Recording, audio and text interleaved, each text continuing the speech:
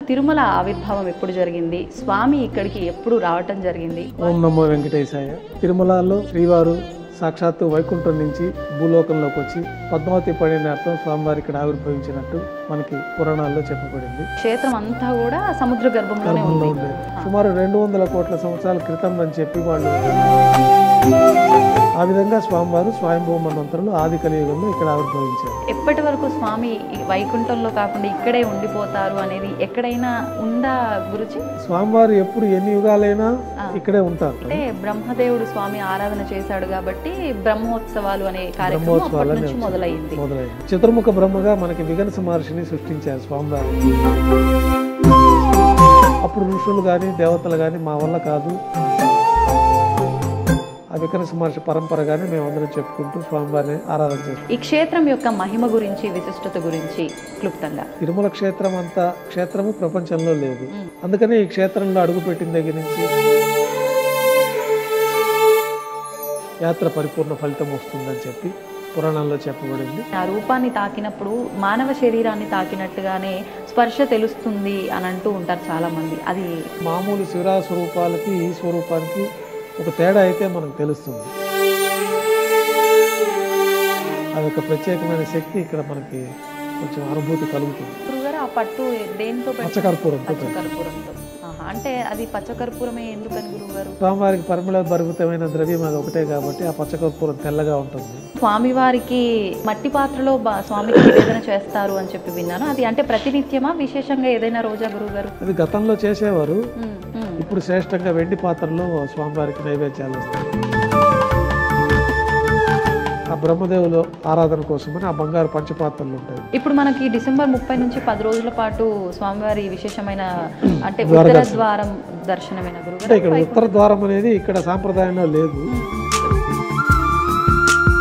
ప్రత్యేకంగా వైకుంఠ ద్వారం అనేది లేదు. ఈ వాహన సేవల్లో కూడా విశేషమైన వాహన సేవ ఏదైనా అన్ని కూడా మనకు ఆగమ శాస్త్రంలో చెప్పబడింది. దాంట్లో స్వామివారికి అత్యంత ప్రాముఖ్యమైనది పెద్ద శేష వాహనము, తర్వాత గరుడ వాహనము, తర్వాత రథోత్సవం. ఈ 3 కూడా అత్యంత ప్రాశస్త్యమైనది. అసలు నిజమైన శరణాగతి అంటే ఏంటి? ఏ రకంగా చూపించాలి భగవంతుడి దగ్గర? అంటే అన్ని వదిలేసి మన పనే దైవంగా భావించాలి, ఫలితాన్ని స్వామివారికి వదిలేయాలి. గురుగారు, ఇప్పుడు అష్టాక్షరి మంత్రం యొక్క గొప్పతనం చాలా విశేషంగా చెప్తూ ఉంటారు. అసలు ఏంటి అష్టాక్షరి మంత్రం గొప్పతనం? పురాణాల్లో సులభమైన మార్గం అష్టాక్షరి మంత్రం. ఈ అష్టాక్షరి మంత్రాన్ని ఓం నమో నారాయణాయ, తర్వాత ఓం నమో భగవతే వాసుదేవాయ, ఈ 2 పరిపూర్ణమైన ఫలితాలు.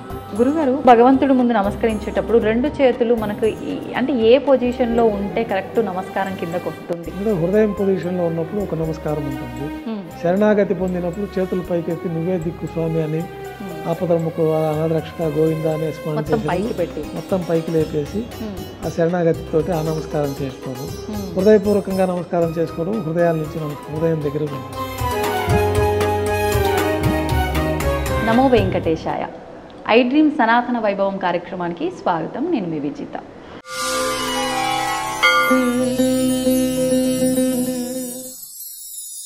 కలియుగ ప్రత్యక్ష దైవం సాక్షాత్తు వెంకటేశ్వర స్వామి అని చెప్పి పెద్దవాళ్ళు చెప్తూ ఉంటారు. అటువంటి స్వామిని దర్శించుకోవటానికి లెక్కలేనంత భక్తులు స్వామివారి అనుగ్రహాన్ని పొందడం కోసం స్వామివారి క్షేత్రానికి బారులు తీరుతూ ఉంటారు. మరి అసలు స్వామివారి ఆవిర్భావం ఎలా జరిగింది, ఆలయ విశిష్టత ఏంటి, ఎంతమంది ఎన్ని రకాలుగా చెప్పినా మళ్ళీ మళ్ళీ స్వామివారి గురించి వినాలని అనిపిస్తుంది, మనకు తెలుసుకోవాలని అనిపిస్తుంది. దాన్ని కరెక్ట్గా చెప్పగలిగిన వ్యక్తి ఉంటే ఆ సమాచారాన్ని తీసుకోవడానికి నిజంగా మనకు ఎంత అదృష్టం ఉండి ఉంటుందో అనిపిస్తుంది. అటువంటి వ్యక్తే ప్రస్తుతం నాతో పాటు ఉన్నారు. తిరుమల శ్రీవారి ఆలయ ప్రధాన అర్చకులు వేణుగోపాల్ దీక్షితులు గారు. ఇప్పుడు గురువుగారితో మాట్లాడి క్లుప్తంగా స్వామివారికి సంబంధించిన వివరాలు కానివ్వండి, క్షేత్రానికి సంబంధించిన విశిష్టతలు, మహిమల గురించి సవివరంగా అడిగి తెలుసుకునే ప్రయత్నం చేద్దాం. నమో వెంకటేశాయ స్వామి. గురుగారు, స్వామి గురించి చెప్పాలంటే అసలు మాటలే సరిపోవని చెప్పాలి. అసలు ముందుగా తిరుమల అనంటే పెద్దవాళ్ళ నుంచి చిన్నవాళ్ళ వరకు ఎటువంటి తారతమ్యం లేకుండా ఎప్పుడు స్వామిని చూస్తామా అనే ఒక ఆతృతతో ఉంటూ ఉంటారు. అంటే విశేషంగా ఈ క్షేత్రానికి ఒక ఆకర్షణ ఉంది అని కూడా చెప్తుంటారు. మనం ఇవన్నీ మాట్లాడుకోబోయే ముందు అసలు తిరుమల ఆవిర్భావం ఎప్పుడు జరిగింది, స్వామి ఇక్కడికి ఎప్పుడు రావటం జరిగింది, వాటి గురించి మాట్లాడుకుందాం. ఓం నమో వెంకటేశాయ. భక్తులందరికీ శ్రీవారి ఆశీస్సులు ఎల్లవేళలా ఉండాలని కోరుకుంటూ, తిరుమలలో శ్రీవారు సాక్షాత్తు వైకుంఠం నుంచి భూలోకంలోకి వచ్చి పద్మావతి పడినార్థం స్వామివారి ఇక్కడ ఆవిర్భవించినట్టు మనకి పురాణాల్లో చెప్పబడింది. స్వామివారు ఆవిర్భవించింది మనకి పంచాంగ గణనం ప్రకారం స్వయంభూ మన్వంతర కాలంలో ఆది కలియుగంలో స్వామివారి ఇక్కడ ఆవిర్భవించారన్నది పురాణాల ద్వారా తెలుస్తున్నది. ఆది మన్వంతరం అంటే సుమారుగా ఏ యుగంలో అలా ఏమైనా? అంటే మనకి పంచాంగ గణనం ప్రకారము 4 యుగాలు, కృతయుగము, ద్వాపరయుగము, త్రేతాయుగము, కలియుగము. ఈ 4 యుగాలు కలిపితే 43 లక్షల చిల్లర సంవత్సరాలు వస్తాయి. అట్లాంటివి 72 ఒక మనువు పరిపాలిస్తారు. స్వయంభూ మన్వంతరం నుంచి ప్రారంభమవుతుంది. స్వయంభూ మన్వంతరం అయిపోయింది. స్వారోచిష, ఉత్తమ, తామరస, రైవత, చాక్షుష. ప్రస్తుతం మనము వైవస్వత మన్వంతరంలో కలియుగంలో ప్రథమ పాదంలో ఉన్నాము. ఈ లెక్కల ప్రకారం 43,22,000 ఇంటూ 72 ఇంటూ 6 అయిపోయిన తర్వాత అది ఎంత వస్తుంది అనేది మనకి దాదాపు 200 కోట్ల సంవత్సరాలకు పైగానే వస్తుంది మనకి ఆ లెక్క చూస్తే. దానికి నిదర్శనంగా కూడా మనకి ఈ తిరుమల క్షేత్రములో శిలాస్వరూపాలు మన దీనికి ఇక్కడ సహజ శిలాతోరణం ఉన్నది. ఈ శిలల యొక్క స్వరూపం వయసు ఎంత అన్నది కూడా ఆర్కియాలజీ వాళ్ళు నిర్ధారణ చేస్తున్నారు.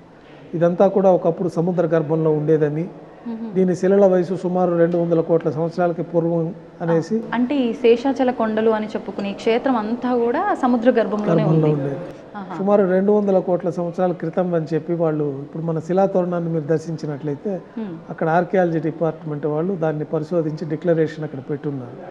మనకి పురాణాల ప్రకారం కూడా ఆ స్వయంభూ మన్వంతరము ఆది కలియుగంలో స్వామివారి ఇక్కడ ఆవిర్భవించారని చెప్పడానికి ఈ యొక్క శిలాజాల వయసును కూడా మనకు నిర్ధారణ చేసుకుంటే 2 సరిపోతాయి. ఆ విధంగా స్వామివారు స్వయంభూ మన్వంతరంలో ఆది కలియుగంలో ఇక్కడ ఆవిర్భవించారు. మామూలు కృతయుగంలో, ద్వాపరయుగంలో, త్రేతాయుగంలో యజ్ఞయాగాదులు చేసి ఎన్నో సంవత్సరాల పాటు తపస్సు చేస్తే కానీ స్వామి అనుగ్రహం కలగదు.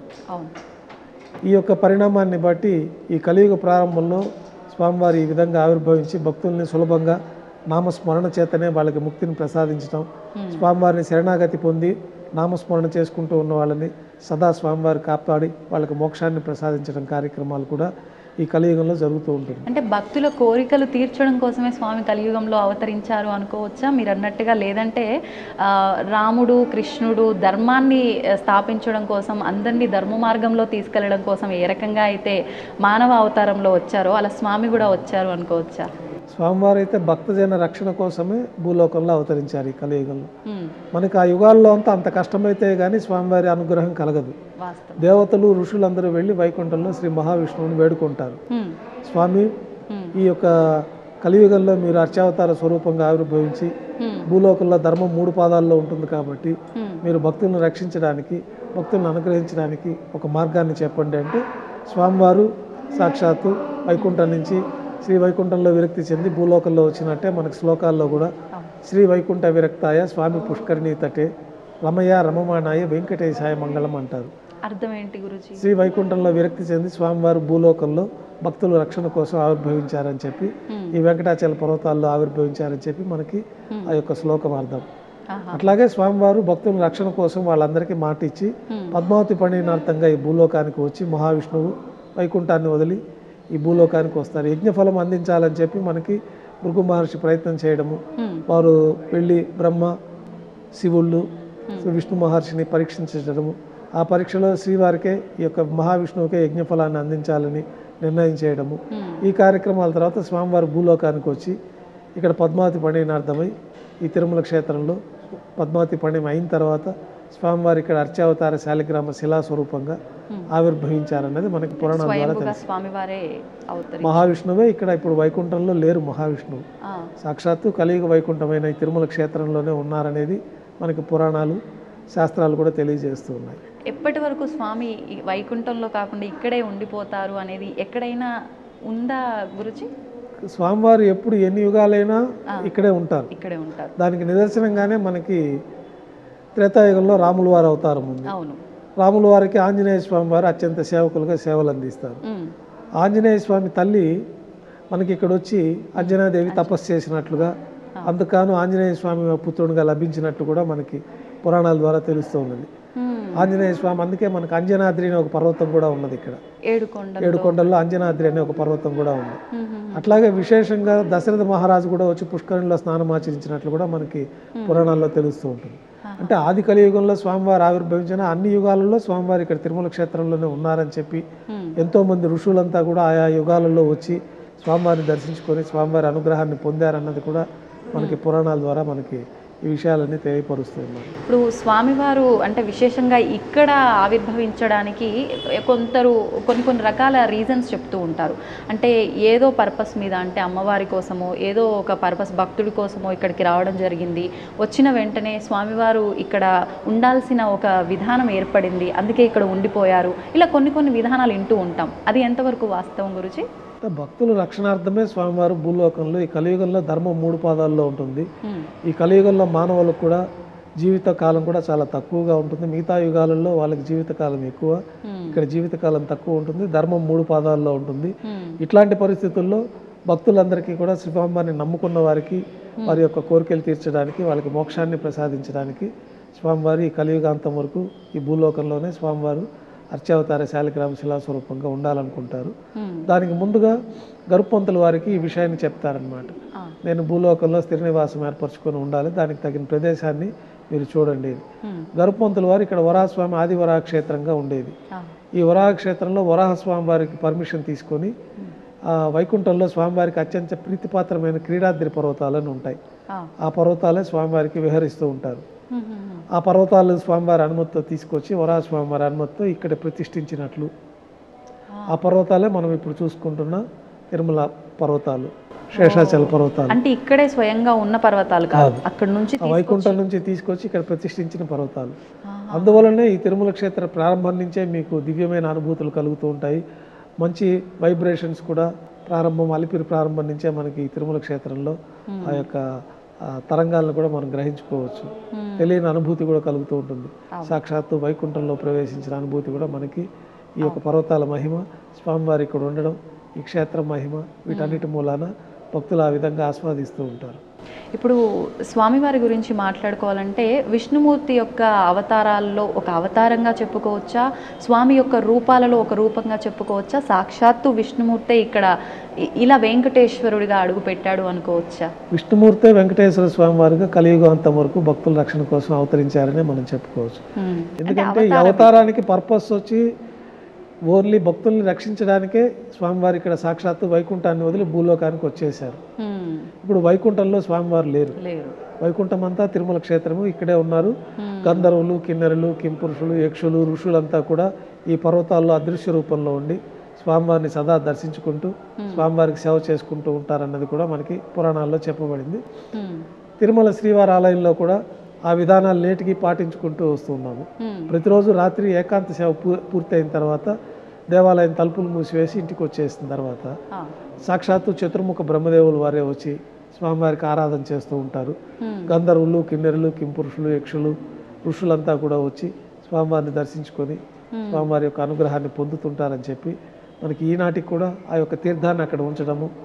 అట్లాగే స్వామివారు వైకుంఠం నుంచి ఇక్కడికి వచ్చి పద్మావతి అమ్మవారిని వివాహం చేసుకున్న తర్వాత కన్యామాసం శ్రవణ నక్షత్రం రోజున ఇక్కడ శిలాస్వరూపంగా ఆవిర్భవించారని చెప్పి ఆ ప్రతీకగానే బ్రహ్మదేవుల వారే ఈ యొక్క స్వామివారికి ఆరాధనలు, బ్రహ్మోత్సవాలు కూడా నిర్వహించారని చెప్పి, అందుకే బ్రహ్మోత్సవాలు అని చెప్పి మనం ప్రతి ఏటా అత్యంత వైభవంగా స్వామివారికి 9 రోజుల పాటు పుట్టినరోజు వేడుకలలాగా మనం ఆ యొక్క బ్రహ్మోత్సవాలు నిర్వహిస్తూ ఉంటాం. అంటే బ్రహ్మదేవుడు స్వామి ఆరాధన చేశాడు కాబట్టి బ్రహ్మోత్సవాలు అనే కార్యక్రమం అప్పటి నుంచి మొదలైంది.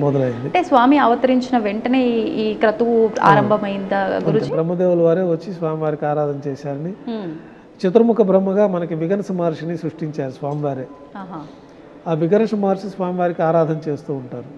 నవబ్రహ్మంలో విఘనస మహర్షి కూడా చతుర్భుజాలతోటి సాక్షాత్తు శ్రీ మహావిష్ణువు యొక్క స్వరూపంలో నుంచి ఆవిర్భవించి, అంటే ఈ ఋషులందరూ వెళ్ళి స్వామివారిని కలియుగాంతం వరకు మీరు భూలోకంలో ఉండి భక్తులను రక్షించాలని కోరినప్పుడు నాకు వాళ్ళు ఋషుల్ని, దేవతలందరినీ పిలిచి తగిన విధి విధానాలు, పూజా విధానాలు ఇవి ఏర్పాటు చేస్తే నేను ఉంటాను, దానికి తగిన శాస్త్రాన్ని మీరు ఏర్పాటు చేయవలసిందని వాళ్ళందరినీ కోరుతారు.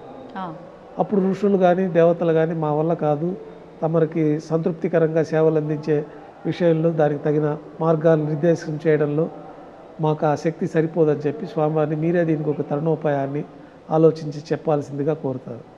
అప్పుడు వారి ఆత్మస్వరూపంలో నుంచి శ్రీ విఘర్ష మహర్షి చతుర్భుజాలతోటి శంకుచక్రాలతో చతుర్భుజాలతో స్వామివారిని విఘర్ష మహర్షిగా ఒక స్వరూపాన్ని ఆవిర్భవింపచేస్తారు. ఆ విఘర్ష మహర్షి భృగు, అత్రి, కశ్యప, మరీచి మహర్షులు పెట్టుకొని ఈ యొక్క స్వామివారి ఆరాధన విధానాలు, స్వామివారి దేవాలయం ఎట్లా నిర్మాణం చేయాలా, విమానార్చన కల్పము, అట్లాగే ఈ వైఘానసులుగా ఆయన పరంపరకు సంతతికి చెందిన మేమందరం కూడా వైఘానసులుగా స్వామివారి ఆరాధన చేస్తూ ఉంటాము. ఆ విఘర్ష మహర్షి పరంపరే మేమందరం కూడా ఇక్కడ ఆచరిస్తూ ఆ విఘర్ష మహర్షి పరంపరగానే మేమందరం చెప్పుకుంటూ స్వామివారిని ఆరాధన చేసుకుంటూ ఉంటాం. మీది ఎన్నో తరం గురువు గారు ఆ మహర్షి పరంపరలో? మహర్షి పరంపర అనాదిగా ఉన్నది. మనకు తెలిసి కలియుగంలో మనకి జ్ఞానం వచ్చి స్వామివారిని గోపీనాథ్ దీక్షితులు అని చెప్పి మా మూల పురుషులు ఇక్కడ స్వామివారి స్వామి పుష్కరిణి దగ్గర ఉన్న వరాహస్వామికి ఆరాధన చేసుకుంటూ ఉంటారు. అయితే ఈ యుగాలన్నీ ప్రళయాలు వచ్చి ఒక్కొక్క యుగం పూర్తి అయిపోతూ ఉంటుంది. మనం ఎన్నో వేల యుగాలకు ముందే ఇక్కడ స్వామివారు ఉన్నారని, ప్రతి యుగంలోనూ ఈ విధంగా స్వామివారు ఈ ప్రళయాలు వచ్చి ఈ భూమండలం అంతా కూడా సముద్ర గర్భంలోకి వెళ్ళిపోవడం, తర్వాత యుగం ప్రారంభంలో సృష్టి మొదలవ్వడం, జీవగణాలకి మనుష్య గణాలకి తగిన వాతావరణాన్ని ఏర్పరచడం, ఇవంతా కూడా స్వామివారు వరాహస్వామివారు అనే స్వరూపంతో చేస్తూ ఉంటారు. ఈ వరాహస్వామివారు కూడా ఈ భూమండలం అంతా సముద్ర గర్భంలో ఉన్నప్పుడు శ్రీ మహావిష్ణువు ముక్కులో నుంచి ఒక చిన్న స్వేద బిందువులాగా ఒక బిందువు వచ్చి ఆ బిందువు ప్రళయాకారంగా వృద్ధి చెంది ఈ సముద్ర గర్భంలో ఉన్న ఈ యొక్క భూమండలాన్ని భూమాతను తీసుకొచ్చి తిరిగి జీవన విధానానికి ఏర్పాటు చేసిన విధంగా మనకి పునఃసృష్టి జరిగినట్లుగా చేయడం అనేది కూడా మనకి వరాహ అవతారం ప్రాముఖ్యంలో తెలుస్తూ ఉంటుంది. అందువల్ల ఈ భూమండలానికి అధిపతిగా వరాహస్వామి వారిని మనం ప్రార్థన చేసుకుంటూ ఉంటాం. స్వామివారి పైన ముక్కు పైన హిరణ్యాక్షులు అనే ఒక రాక్షసుడిని సంహరిస్తారు సముద్ర గర్భంలో. హిరణ్యాక్షుడు, హిరణ్యకశిపులు వీళ్ళంతా కూడా స్వామివారికి ఒక శాపం వల్ల శత్రువులుగా కొన్ని యుగాలు మీరు మాకు ఉంటారా, మిత్రులుగా కొన్ని యుగాలు ఉంటారంటే శత్రువులుగానే తక్కువ యుగంలో మీకు మళ్ళా ద్వారపాలకులుగా మేము వచ్చేస్తామని చెప్పడము. కానీ ఎవరైనా భక్తుడిగా ఉండాలనుకుంటారు కానీ వారెందుకని వరం అలా కోరుకొని ఉంటారు గురుజీ? అంటే వాళ్ళకి ఇన్ని యుగాల పాటు మీరు శత్రువుగా ఉంటే కొద్ది సమయం తక్కువ సమయంలో మీరు తిరిగి నా యొక్క వైకుంఠంలో ప్రవేశించవచ్చు. మిత్రులుగా ఉన్నారంటే ఎక్కువ కాలము మిత్రత్వంగానే ఉండాల్సి ఉంటుంది కానీ వైకుంఠంలో ప్రవేశం ఉండదు అనేది అప్పుడు వారి మధ్య ఒడంబడిక. దాన్ని వారు ద్వారపాలకులు లేదు మేము శత్రువుగా ఉండైనా తిరిగి మేము అంతకాలం భరించలేము మిమ్మల్ని వదిలి, కాబట్టి త్వరగా మీ వైకుంఠంలో వచ్చి ద్వారపాలకులుగా మేము ఉంటామని చెప్పి హిరణ్యాక్షుడు, హిరణ్యకశిపుల రూపంలో వాళ్ళందరూ కూడా అల్లకల్లోలం సృష్టిస్తూ ఉంటారు. వారిని స్వామివారు ఆ యొక్క హిరణ్యాక్షుడిగా చంపేటప్పుడు వరాహ స్వరూపంలో వచ్చి చంపుతారు. హిరణ్యకశిపుల్ని కృతయుగంలో నరసింహస్వామి రూపంలో వచ్చి వారిని సంహరిస్తారు. ఈ విధంగా మనకు పురాణాల్లో చెప్పబడింది. మరి అంతటి వాళ్ళ వరం ప్రకారమే వాళ్ళు అంటే స్వామికే విరుద్ధంగా ఒక వరం కోరుకొని అలా వాళ్ళు స్వామివారి చేతుల్లోనే ఇంకొక అవతారంలో వధించబడ్డారు. మరి వాళ్ళ కడుపులోనే మళ్ళీ అంటే ప్రహ్లాదుడు విష్ణుకి అమితమైన భక్తుడిగా పుట్టడం కూడా అదేమైనా రీజనా? అదే వాళ్ళ సంహారానికి ఒక మార్గం కావాలి కాబట్టి వాళ్ళకి మనకి హిరణ్యకశిపులు వారు విష్ణువుని ద్వేషిస్తూ ఉంటారు కాబట్టి తానే భగవంతుడు అనే కోరికల వల్ల బ్రహ్మదేవుడి దగ్గర తపస్సు చేసి ఈ యొక్క మరణం అనేది లేకుండా అందరికీ అధిపతి తానే దేవతలు నేనే దేవుడు అనే వరాన్ని వాళ్ళు పొంది ఉంటారు కాబట్టి వారి కడుపులోనే వాళ్ళకి ఈ ప్రహ్లాదుడి రూపంలో జన్మించడము, ఆ ప్రహ్లాదుడు విష్ణు భక్తితో ఉండడము, తర్వాత హిరణ్యకశిపుల వారికి కోపం రావడము, వారిని నానా విధాలుగా ప్రహ్లాదుడిని హింసించడము, ఆ సమయంలో స్వామివారు సదా ప్రహ్లాదుడిని కాపాడుకుంటూ రావడము, చివరిగా ఆయన్ని సంహరించాలంటే ఈ భూమండలం మీద కానీ ఆకాశంలో కానీ సముద్రంలో కానీ నేలలో కానీ ఇట్లా మృత్యువు లేకుండా కోరికలు కోరి ఉంటారు. అందుకనే స్వామివారు ఆయన తొడలపైన కూర్చోపెట్టుకొని మానవ రూపంలో కానీ వేరే రూపంలో కానీ చావుకు ఉండకూడదు, దేవతల రూపంలో కానీ ఆ కోరికలన్నిటి మీదట స్వామివారు నరనారసింహ రూపంలో వచ్చి ఈ యొక్క హిరణ్యాక్షుడిని సంహరించి హిరణ్యకశిపుని సంహరించి ప్రహ్లాదుడికి ముక్తిని ప్రసాదిస్తారు. అంటే ప్రతిదీ ఏం జరిగినా కూడా అది దాని వెనకాల ఒక ఆంతర్యంతో స్వామి సృష్టించిన విధానం ఇదంతా కూడా. మీరు అన్నట్టుగా ఇందాక ఒక మాట అన్నారు, అంటే కలియుగంలో స్వామి నామస్మరణే చాలు, ముందటి యుగాలలాగా హోమాలు యాగాలు యజ్ఞాలు అవసరం లేదు. అంటే కలో వెంకట నాయక అంటూ ఉంటారు, దానికి అర్థం అదేనా? దాన్ని ఏ రకంగా అర్థం చేసుకోవచ్చు? కలియుగంలో వెంకటేశ్వర స్వామి ప్రథమ దేవత, కలో వెంకట నాయక. అట్లాగే వెంకటాద్రి సంస్థానం బ్రహ్మాండే నాస్తికించన వెంకటేశ సమోదేవో నభూతో నభవిష్యతి. ఈ వెంకటాచల పర్వతాలు అంత పవిత్రమైన ప్రదేశం లేదు, ఈ వెంకటేశ్వర స్వామి వారికి మించిన దైవం లేదనేది మనకి పురాణాల్లో కూడా చెప్పబడింది. అదే వెంకటాద్రి సంస్థానం బ్రహ్మాండే నాస్తికించిన, ఈ బ్రహ్మాండంలో ఇంతకు మించిన సంస్థానం లేదు. వెంకటేశ సమోదేవో నభూతో నభవిష్యతి. ముందు కానీ తర్వాత కానీ ఇంతటి మహిమాన్వితమైన దేవతామూర్తులు, అంత సమానమైన దేవతలు ఎవరు లేరన్నది కూడా మనకి ఈ పురాణాల ద్వారా తెలుస్తూ ఉంటుంది. అందువల్లే స్వామివారిని గోవిందనామ స్మరణ చేతనే ఆయనాన్ని శరణాగతి పొందిన వారికి సమస్తమైన కోరికలను తీర్చడం.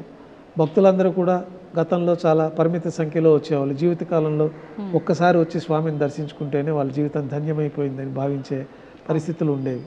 తర్వాత ఈ సౌకర్యాలు పెరగడము, స్వామివారి అనుగ్రహం చేత వాళ్ళందరూ తిరిగి తిరుమల క్షేత్రాన్ని సందర్శించడము, వారి కోరికలన్నీ కూడా పరిపూర్ణంగా తీర్చుకోవడం, సంపూర్ణమైన ఆనందంతో తిరిగి వారి గ్రామాలకు వెళ్ళడం జరుగుతూ ఉంటుంది.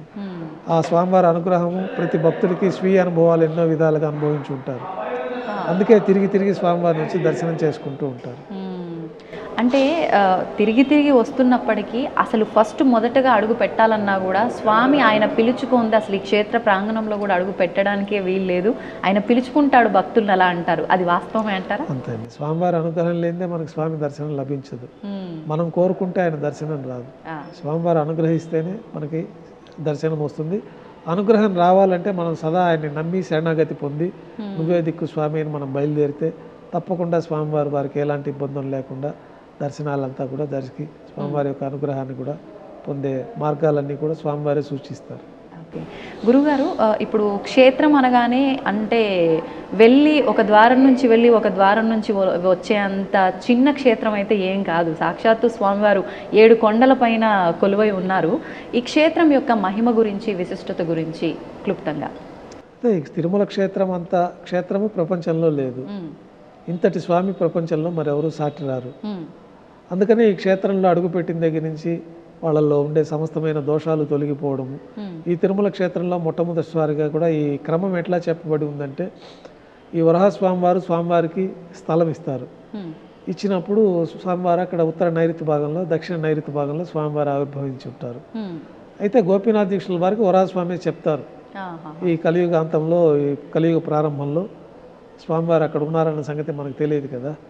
అప్పుడు ఆయనకి మన గోపీనాథ్ దీక్షితుల వారు, మా మూల పురుషులకి, ఈ వరాహస్వామి వారి దక్షిణ నైరుతిలో చింత చెట్టు కింద వాల్మీకం అంటే పాము పుట్ట కింద స్వామివారు శిలాస్వరూపం ఉన్నది. అర్చావతార స్వరూపంగా స్వామివారి శిలాస్వరూపమైన స్వరూపం అక్కడ ఉంది. మీరు ప్రతిష్ఠించి ఆగమన ప్రకారంగా ఆరాధనలు చేయవలసిందని ఆజ్ఞాపిస్తారు. తర్వాత గోపీనాథ్ దీక్షితుల వాళ్ళు రంగదాసుడు అనే భక్తుని ద్వారా వెళ్ళి అక్కడ స్వామివారిని తీసుకొని ప్రతిష్ఠించి ఫస్ట్ దారోష్ణమైన గోక్షీరంతో స్వామివారికి అభిషేకం గావించి ఆగమోక్తంగా ప్రతిష్ఠ జరుగుతుంది. ఆనాటి నుంచి నేటి వరకు కూడా వైఖానస భగవత్ శాస్త్రం ప్రకారమే స్వామివారికి ఆరాధన జరుగుతూ ఉంటుంది. ఈ వరాహ స్వామివారికి ఇక్కడ స్థలం ఇచ్చేక ముందు ఒక ఒడంబడిక ఏర్పాటు చేసుకుంటారు. ఏంటి గురువుగారు? ముందుగా వరాహ స్వామివారికే దర్శనం చేసుకోవాలి. వరాహస్వామిలో పుష్కరిణిలో స్నానం ఆచరించడం, తర్వాత వరాహస్వామివారి దర్శనం చేసుకోవడము, తర్వాతనే శ్రీ వెంకటేశ్వర స్వామివారి దర్శనం చేసుకుంటే యాత్ర పరిపూర్ణ ఫలితం వస్తుందని చెప్పి పురాణాల్లో చెప్పబడి ఉంది. ఆ యొక్క సాంప్రదాయం ప్రకారం నేటికి కూడా ముందుగా శ్రీ వరాహస్వామి వారికే పూజలు ప్రారంభమవుతాయి. ముందుగా నైవేద్యం కూడా వరాహస్వామి వారికి నైవేద్యం అయిన తర్వాతనే స్వామివారికి నైవేద్యం జరపబడుతూ ఉంటుంది. ఈ మహిమాన్వితమైన క్షేత్రంలో భక్తులందరూ కూడా వచ్చి స్వామివారి యొక్క దివ్యమంగళ శక్తిని, స్వామివారి యొక్క స్వరూపాన్ని దర్శించుకొని క్షణకాలం దర్శించుకుంటారు. మళ్ళీ స్వరూపం అనేది గుర్తుండదు. మళ్ళీ వెనక్కి తిరిగి స్వామివారిని దర్శించుకోవాలనే ఒక అనుభూతి వాళ్ళకి ఎక్కువగా ఉంటుంది. ఎందుకని అంటారు గురువుగారు అలా? అంటే సాక్షాత్తు శాలిగ్రామ శిలా స్వరూపము, అతీతమైన శక్తి కళ స్వరూపం కాబట్టి అది మనకి మనసులో నిలబడదు ఆ స్వరూపం. మళ్ళీ ఇంకొకటి కూడా గురువుగారు, అంటే అందరూ చెప్తూనే ఉంటారు అక్కడ పురోహితులు, ప్రతి ఒక్కరూ, సెక్యూరిటీ వాళ్ళు, సిబ్బంది ఎవరైనా ఉన్నా కూడా కళ్ళు మూసుకొని అస్సలు స్వామిని మీరు దర్శించుకోవద్దు, కళ్ళు తెరిచి చూడండి అని. అయినా కూడా తెలియకుండానే రాగానే కళ్ళు మూసుకొని నమస్కారం చేస్తూ ఉంటాము. వచ్చే దగ్గర నుంచి అక్కడ స్వామి ముందుకు వచ్చే వరకు ఎన్నెన్నో కోరికలు అనుకుంటూ వస్తాము మనసులో. అక్కడికి వచ్చేసరికి అసలు ఏమీ గుర్తుండవు, అన్నీ మర్చిపోతాము. ఎందుకంటారు అలా? అంటే తెలియకుండానే స్వామివారిని మనసులో నిలుపుకోవాలని చెప్పి వాళ్ళు కళ్ళు మూసుకోవడం అనేది వాళ్ళకి తెలియకుండానే జరుగుతుంది. కానీ మనం స్వామివారిని ఆపాదమస్తకం, పాదాల నుంచి శిరస్సు వరకు దర్శనం చేసుకోవాలన్నది మనకి ఆగమ శాస్త్రాల్లో చెప్పాలి. పాదాది మూర్ధ పర్యంతమని మనకి పాదాల నుంచి స్వామివారిని దర్శన క్రమం కూడా ఆ విధంగా తెలియపరుచున్నది. భక్తులందరూ కూడా ఆ క్షణకాలంలో స్వామివారిని దర్శించుకున్న దాంట్లో ఈ యొక్క ఏమేమి కోరుకోవాలనుకున్నారో కూడా అన్నీ మర్చిపోతారు. అయితే వారు కోరుకోకపోయినా వారికి ఏం కావాలో స్వామివారు తప్పకుండా వాళ్ళు అనుకున్న దానికంటే ఎక్కువగానే ప్రసాదిస్తారు. చాలామందికి అది స్వీయ అనుభవం ఉంటుంది. మనం 100 రూపాయల లాభం కోరుకుంటే స్వామివారు 1000 రూపాయల లాభం, 1,00,000 రూపాయల లాభం ఇవ్వదలుచుకుంటారు. కాబట్టి ఆ విధంగా స్వామివారి అనుగ్రహం ఇంతమంది లక్షల మంది భక్తులకు కూడా స్వీయంగా అనుభవాలు అయ్యి వాళ్ళు తిరిగి వచ్చి స్వామివారిని దర్శించుకుంటారు. అయితే స్వామివారు అట్లా దర్శనం చేసుకొని పక్కకు రాగానే మళ్ళీ తిరిగి చూడాలనిపిస్తుంది. అది ఆ స్వామివారి యొక్క శక్తి. ఆలయంలో ఉండే ఆ తరంగాలంతా కూడా దివ్యమైన శక్తి తరంగాలన్నీ ఉంటాయి. అవును. ఇప్పుడు అంటే తిరుమల క్షేత్రానికి రావాలి అని అంటే ఎన్నెన్నో వ్యయ ప్రయాసలతో, ఎన్నో కష్టాలతో, ఎంతెంతో సేపు క్యూ లైన్లలో ఉండి ఇబ్బంది పడి చాలా అంటే విసిగిపోతూ ఉంటారు కొంతమంది. అవన్నీ స్వామివారికి ముందు గర్భగుళ్ళ ముందరకు వచ్చేసరికి అన్నీ మర్చిపోతారు. ఎందుకంటే ఆయన ముగ్ధ మనోహరమైన రూపం చూసి అట్లా అందరూ కూడా నిలబడిపోతారు ఒక క్షణం అని చెప్పొచ్చు. ఒక్కసారి ఆయన రూపం గురించి మనం మాట్లాడుకుందాం విశేషంగా. అంటే స్వామి శంఖ చక్రాలతో ఎంత అందంగా ఒక్కొక్క రోజు ఒక్కొక్క అలంకరణతో ఒక్కొక్క రకమైన ఆభరణంతో కనువిందు చేస్తూ ఉంటారు భక్తులందరినీ కూడా. వాటి గురించి ఏ రోజున ఎటువంటి అలంకారాలు ఉంటాయి ఏంటి వాటి గురించి? స్వామివారు ఈ భూలోకంలో సాక్షాత్తు మహావిష్ణువు వచ్చి పద్మావతి దేవిని పెళ్లి చేసుకున్న తర్వాత మహావిష్ణువే శిలాస్వరూపం అయిపోయారు. అయినప్పుడు స్వామివారు దోవతి కట్టుకొని ఉంటారు. ఆ దోవతి అట్లాగా మనకి ఇప్పుడు శిలాస్వరూపంలో దర్శించుకోవచ్చు. వేళ్ళన్నిటికీ ఉంగరాలు ఉంటాయి. 10 వేళ్ళకి ఉంగరాలు వేసుకొని ఉంటారు స్వామివారు. ఆ ఉంగరాలతో పాటే శిలాస్వరూపం అయ్యారు కాబట్టి ఆ ఉంగరాలు కూడా మనం స్వామివారి యొక్క శిలాస్వరూపంలో దర్శించుకోవచ్చు. అట్లాగే కాలికి మెట్టెలు, అందెలు, పాగడాలు. స్వామివారి వక్షస్థలంలో మహాలక్ష్మి అమ్మవారు వ్యూహలక్ష్మి రూపంగా సూక్ష్మ స్వరూపంలో వేంచేసి ఉంటారు. అందువల్లనే మనకి స్వామికి ఇక్కడ అభిషేకం శుక్రవారం నాడు చేయడం జరుగుతుంది. అమ్మవారు ఉండటం వల్ల అమ్మవారి ప్రాధాన్యత తీసుకొని శుక్రవారం నాడు అభిషేకం చేయడం జరుగుతుంది. శుక్రవారం నాడు మూలవర్ల అభిషేకంతో పాటు వక్షస్థలంలో ఉన్న మహాలక్ష్మి అమ్మవారికి కూడా విశేషంగా పసుపు జలంతో అభిషేకం జరుగుతుంది. అట్లాగే స్వామివారి కిరీటాన్ని ధరించే శిలాస్వరూపం అయ్యారు కాబట్టి కిరీటంతో పాటే స్వామివారు మనకి ఆ స్వరూపాన్ని మనం శాలిగ్రామ శిలాస్వరూపంగా దర్శించుకోవచ్చు. యజ్ఞోపవీతం ఉంటుంది, నాగాభరణ ఆభరణాలు ఉంటాయి, దశావతార వడ్డాణాలు, ఇవన్నీ కూడా స్వామివారి ఆభరణాలతోటే మనం శిలాస్వరూపంలో దర్శించుకోవచ్చు. అవన్నీ మనకు తెలియాలని చెప్పి మనకి రాజులు ఈ భక్తులందరూ ఆభరణాలు చేయిస్తే ఆభరణాలని మనం బంగారు స్వర్ణాభరణాలుగా స్వామివారికి అలంకరణ చేస్తాం. అంటే సాక్షాత్తు ఇప్పుడు ఒక మానవ రూపంలో అంతా అలంకరించుకొని స్వామి మన ముందు ఉంటే ఎలా ఉన్నారో ఆ రకంగా స్వామివారు విగ్రహ రూపంలోకి మారిపోయారు కాబట్టి అదే విధమైన అలంకరణలు నిత్యము చేస్తూ ఉంటారు. మనం కావాలంటే ఆ యొక్క స్వరూపాన్ని ఒక శుక్రవారం నాడు మాత్రమే అభిషేకం సేవ దొరికిన వాళ్ళకి మాత్రమే స్వామివారి ఆభరణాలు కానీ వస్త్రాలు కానీ ఏమీ లేకుండా శాలిగ్రామ శిలా స్వరూపాన్ని మనం శుక్రవారం రోజు మాత్రమే. కానీ చాలా మంది భక్తులు గురువారం రోజు స్వామి ఆభరణాలతో ఉండరు, ఆ రోజే నిజ రూప దర్శనం. అయితే ఆ రోజు దోవతి ఉత్తరీయం వేసుకొని ఉంటారు స్వామివారు. కాబట్టి స్వామివారి యొక్క సహజ స్వరూపాన్ని మనము ఈ దోవతి ఉత్తరీయం కప్పబడి ఉంటుంది కాబట్టి ఆ రోజు కంటే శుక్రవారం నాడు పూర్తిగా అవి కూడా తీసేసి స్వామివారికి ఒక కౌపీనం మాత్రమే పెట్టి అభిషేకం చేస్తాము. ఆ రోజు ఇంకా సంపూర్ణంగా స్వామివారి యొక్క దోవతి, ఆ దోవతి కట్టిన విధానంలో ఉండే మడతలు ఇవన్నీ కూడా శిలా స్వరూపంలో మనం దర్శించుకోవచ్చు. ఇప్పుడు స్వామివారి విగ్రహానికి సంబంధించి కూడా భక్తులలో అంటే ఎవరు చూశారు, ఎవరు విన్నారు, ఎవరు చెప్పారో మరి వాళ్ళు ఊహించుకున్నారో తెలియదు కానీ చాలా సందేహాలు. మరి అవి నిజాలా లేదంటే మూఢనమ్మకాలా, వాళ్ళకి నోటికి వచ్చినట్టు మాట్లాడుతున్నారా, అసలు వాస్తవం ఏంటనేది తెలియదు గురుగారు. స్వామివారి వెనకాల ప్రాంతం ఎప్పుడు కూడా తడిగానే ఉంటుంది అని చెప్పి, స్వామివారి వెనకాల వెంట్రుకలు ఉంటాయి అని చెప్పి రకరకాలుగా మాట్లాడుతూ ఉంటారు. అవన్నీ ఎంతవరకు వాస్తవాలు? స్వామివారి వెనకాల వెంట్రుకలు ఉండడం అయితే అవాస్తవమే. అది ఏదో తెలియకుండా వారు ప్రచారం చేసుకుంటూ ఉంటారు. స్వామివారి వెంట్రుకలన్నీ కూడా శిలాస్వరూపంలో కలిసిపోయి ఉంటాయి. భుజాల వరకు కేశాలు ఉంటాయి స్వామివారికి, అయితే అది శిలాస్వరూపంలోకి మారిపోయి ఉంటుంది. మనకి మానవుడికి ఉన్నట్టు సహజమైన వెంట్రుకలు అక్కడ ఉండవు కాబట్టి శిలాస్వరూపంలో వెంట్రుకలు అనేది మారిపోయి ఉంటుంది. స్వామివారికి వెనకాల తడి ఉండడము, వెనకాల పూలు వేస్తే అది ఎక్కడో పోయి తేలుతుందంటాము, ఇవన్నీ కూడా వారు ఏదో కొంచెం ప్రచారంలో చేస్తూ ఉంటారు. వాళ్ళకి అనుభూతి అట్లా అనిపించి చేయడమే కానీ వాస్తవానికి అట్లేమీ ఉండదు. స్వామివారి వెనకాలంతా మేము ఉండి వెనకాల నుంచే స్వామివారికి ఆభరణాలు ముడివేయడము, ఈ అభిషేకం చేసేటప్పుడు స్వామివారి దివ్యమంగళ స్వరూపం అంతా కూడా మనం పరిమళ ద్రవ్యాలతోటి మర్దన చేయడము, తర్వాత ఈ తైల లేపనం, పురుగు తైలం లేపనం చేయడము. ఈ కార్యక్రమం స్వామి మొహానికి మాత్రమేనా మొత్తం బాగా శరీరం అంతా కూడా శుక్రవారం నాడు చేస్తాము. ప్రతిరోజు మొహానికి మాత్రమే ఈ పురుగు తైలం లేపనం చేయడం జరుగుతుంది. ఎందుకని గురువుగారు విశేషంగా ఈ తైలం రాయడం? వర్చస్సు, తేజస్సు బాగా భక్తులకు దర్శనం కోసం అని అనాది నుంచి ఆ పద్ధతిని మనం అవలంబిస్తూ ఉన్నాము. అదేవిధంగా ఈరోజు కూడా మనం స్వామివారికి పునుగు తైలం లేపనం చేయడం అనే కార్యక్రమం సుప్రభాత సేవలో చేస్తాము. స్వామివారిని దర్శించుకునేటప్పుడు స్వామి ఎటు సైడ్ నుంచి నించొని చూస్తున్నా కూడా నా సైడే చూస్తున్నాడు, స్వామి నన్ను చూసి నవ్వుతున్నాడు, ఎంత చక్కటి ఆ నవ్వు కదా అనిపిస్తుంది. అంటే ప్రతి ఒక్కళ్ళు అదే భావన కలుగుతుంది. నిజంగా స్వామి నవ్వుతారా? ఆ విగ్రహం, ఆ ముఖమే అలా అనిపిస్తుందా? ఎప్పుడు స్వామి నవ్వు ముఖం ప్రసన్నవదనంతోనే ఉంటారు. భక్తులకు కూడా వారికి ఆ విధంగానే దర్శనం. మనకి స్వామివారు కూడా మనకు ఆగమ శాస్త్రాల్లో చెప్పినట్లు పొద్దున బాల్యంలో ఉంటారు, బాల్యంలో, మధ్యాహ్నం నడి వయసులో ఉంటారు, సాయంకాలం పెద్దవారిగా ఉంటారు. ఆ 3 స్వరూపాల్లో మనకి స్వామివారు కనిపిస్తారు. అనుభూతి మేము వెళ్తూ ఉంటాం కాబట్టి మాకు అనుభూతి తెలుస్తుంది. పొద్దున బాల్యంలో ఉన్నట్టుగా స్వామివారు చక్కగా ఉంటారు, మధ్యాహ్నం యవ్వనంలో ఉన్నట్టు బాగా తేజవంతంగా ఉంటుంది. రాత్రిపూట కూడా పెద్దవారు, మన తాతగారు, తండ్రి గారు, ముత్తాతలను చూసినట్లుగా మాకు ఆ అనుభూతి కూడా ఉంటుంది. భక్తులందరికీ కూడా స్వామివారు ఎప్పుడు ప్రసన్న వదనంతో దర్శనమిస్తారు. అవును. ఇప్పుడు స్వామివారిని అంటే తరచుగా మీరు ఆయనకంతా సేవలు చేస్తుంటారు, అలంకరణలు అన్నీ చేస్తుంటారు.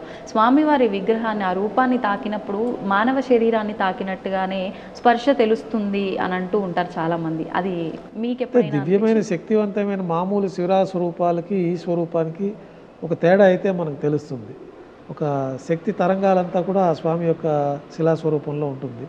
శాలిగ్రామ శిలాస్వరూపం, సాక్షాత్తు మహావిష్ణువే ఈ స్వరూపాన్ని పొంది ఉంటారు కాబట్టి ఆ దివ్యమైన శక్తి ఆ శిలాస్వరూపంలో ఉంటుంది. మనకు ఆ తేడా మామూలుగా వేరే దేవాలయాల్లో స్వామిని స్పృశించినప్పుడు, ఇక్కడ స్వామివారిని స్పృశించినప్పుడు ఆ యొక్క ప్రత్యేకమైన శక్తి ఇక్కడ మనకి కొంచెం అనుభూతి కలుగుతుంది. నేను ఇలా అడుగుతున్నా అని తప్పుగా అనుకోవద్దు గురుగారు, ఒక క్వశ్చన్ అడగాల్సి వస్తుంది. అంటే చాలామందిలో ఈ సందేహం ఉంది. స్వామి నిజంగా అంటే ఒక మనుషుల పరంగా తీసుకుంటే ఒక అంటే ఆడవారి రూపంలో ఉన్నారా, మగవారి రూపంలో ఉన్నారా? అలంకరణ పైన చూస్తే చీర కట్టులాగా అనిపిస్తుంటుంది. అసలు నిజంగా ఇక్కడ ఉన్నది వెంకటేశ్వరుడేనా, లేదంటే వేరే రూపంలో అమ్మవారి రూపంలో ఏమైనా ఉన్నారా అని చాలామందిలో సందేహము. దాని గురించి ఒక చిన్న, కొంతమందికి గతంలో సుబ్రహ్మణ్య స్వామి అని చెప్పి, ఈ శక్తి స్వరూపం అని చెప్పి కూడా కొంచెం అపోహలు ఉండేవి. కానీ స్వామివారు సాక్షాత్తు మహావిష్ణువే. శ్రీవత్సవం అంటే మా స్వామివారి వక్షస్థలంలో మహాలక్ష్మి అమ్మవారు వేంచేసి ఉన్నారు. ఇతర స్త్రీ స్వరూపం అయితే మహాలక్ష్మి అమ్మవారు ఉండడానికి అక్కడ అవకాశం ఉండదు. పురుష స్వరూపం కాబట్టి మహాలక్ష్మి అమ్మవారు స్వామివారి వక్షస్థలంలో కొలువై ఉన్నారు. దానికి ప్రత్యేకంగానే మనం శుక్రవారం నాడు మహాలక్ష్మి అమ్మవారిని ప్రత్యేకంగా కూడా దర్శించుకోవచ్చు. కాబట్టి స్వామివారి పురుష స్వరూపమే, సాక్షాత్తు శ్రీ మహావిష్ణువు యొక్క స్వరూపమే ఖచ్చితంగా మనం చెప్పవచ్చు. దాంట్లో ఎటువంటి సందేహాలు లేవు. కొంతమంది ఏదో తెలియకుండా దాన్ని ఆ విధంగా సుబ్రహ్మణ్య స్వామి అని చెప్పి, సుబ్రహ్మణ్య స్వామి అయితే వక్షస్థలంలో అమ్మవారు ఉండరు. స్వామివారి వక్షస్థలంలో అమ్మవారు ఉన్నారంటే మహాలక్ష్మి స్వరూపం ఉందంటేనే విష్ణు మహామూర్తి. మీరు ఇందాక ముందే చెప్పారు అంటే కింద పంచ యజ్ఞోపవీతంతో స్వామివారు ఉంటారు అని చెప్పి, పైన అంటే అమ్మవారు ఉన్నారు కాబట్టి చీర కడతారా? పైన స్వామికి కొంగులాగా ఏమైనా వేస్తారా? లేదు, అది ఉత్తరీయం ధోవతి, ఉత్తరీయం కింద మనం అలంకరణ జరుగుతుంది. కిందంతా కూడా వస్త్రం ధోవతి లాగా కడతాము. తర్వాత పైన ఉత్తరీయం అనేది మనం వేసుకుని ఉంటాము. ఆ ఉత్తరీయం కూడా మనం స్వామివారికి అలంకరణ చేస్తాం. వక్షస్థలంలో గురువారం నాడు మనకి ఆభరణాలన్నీ తీసేస్తాం కాబట్టి వ్యూహలక్ష్మి అమ్మవారిని కూడా మనం దర్శించుకోవచ్చు. మామూలు ఆభరణాలన్నీ స్వామివారికి సమర్పించబడి ఉన్నప్పుడు అమ్మవారికి ఒక బంగారు ప్రతిమ రూపంలో మనము వక్షస్థలంలో ఒకవైపు మహాలక్ష్మి అమ్మవారు, మరోవైపు పద్మావతి అమ్మవారిని కూడా మనం ఆ యొక్క ప్రతిమల్ని మనం అలంకరణలో పెడతారు. నగలన్నీ వేసినప్పుడు అమ్మవారిని కూడా మనం దర్శించుకోవచ్చు.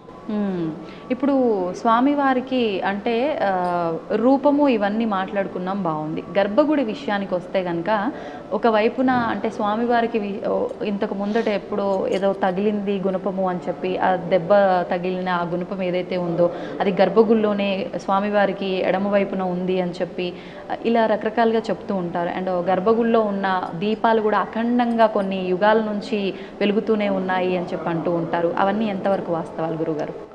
అంటే అవన్నీ ఏదో మరి వాళ్ళు చెప్పేవాళ్ళు ఎందుకు, కానీ అట్లాంటివి ఏమి ఉండవు మన ఆలయంలో. ఏం లేదు. స్వామివారి గర్భాలయంలో దీపాలు ఉంటాయి కానీ కొన్ని యుగాలని కాదు. మనం ఎప్పుడు మళ్ళా ఈ కోయిలాల్లో తిరుమంజనం అప్పుడు ఆ దీపాలన్నీ బయట తీసుకొస్తాము, దాన్నంతా బాగా శుద్ధి చేసి మళ్ళీ తిరిగి లోపల పెడతాము.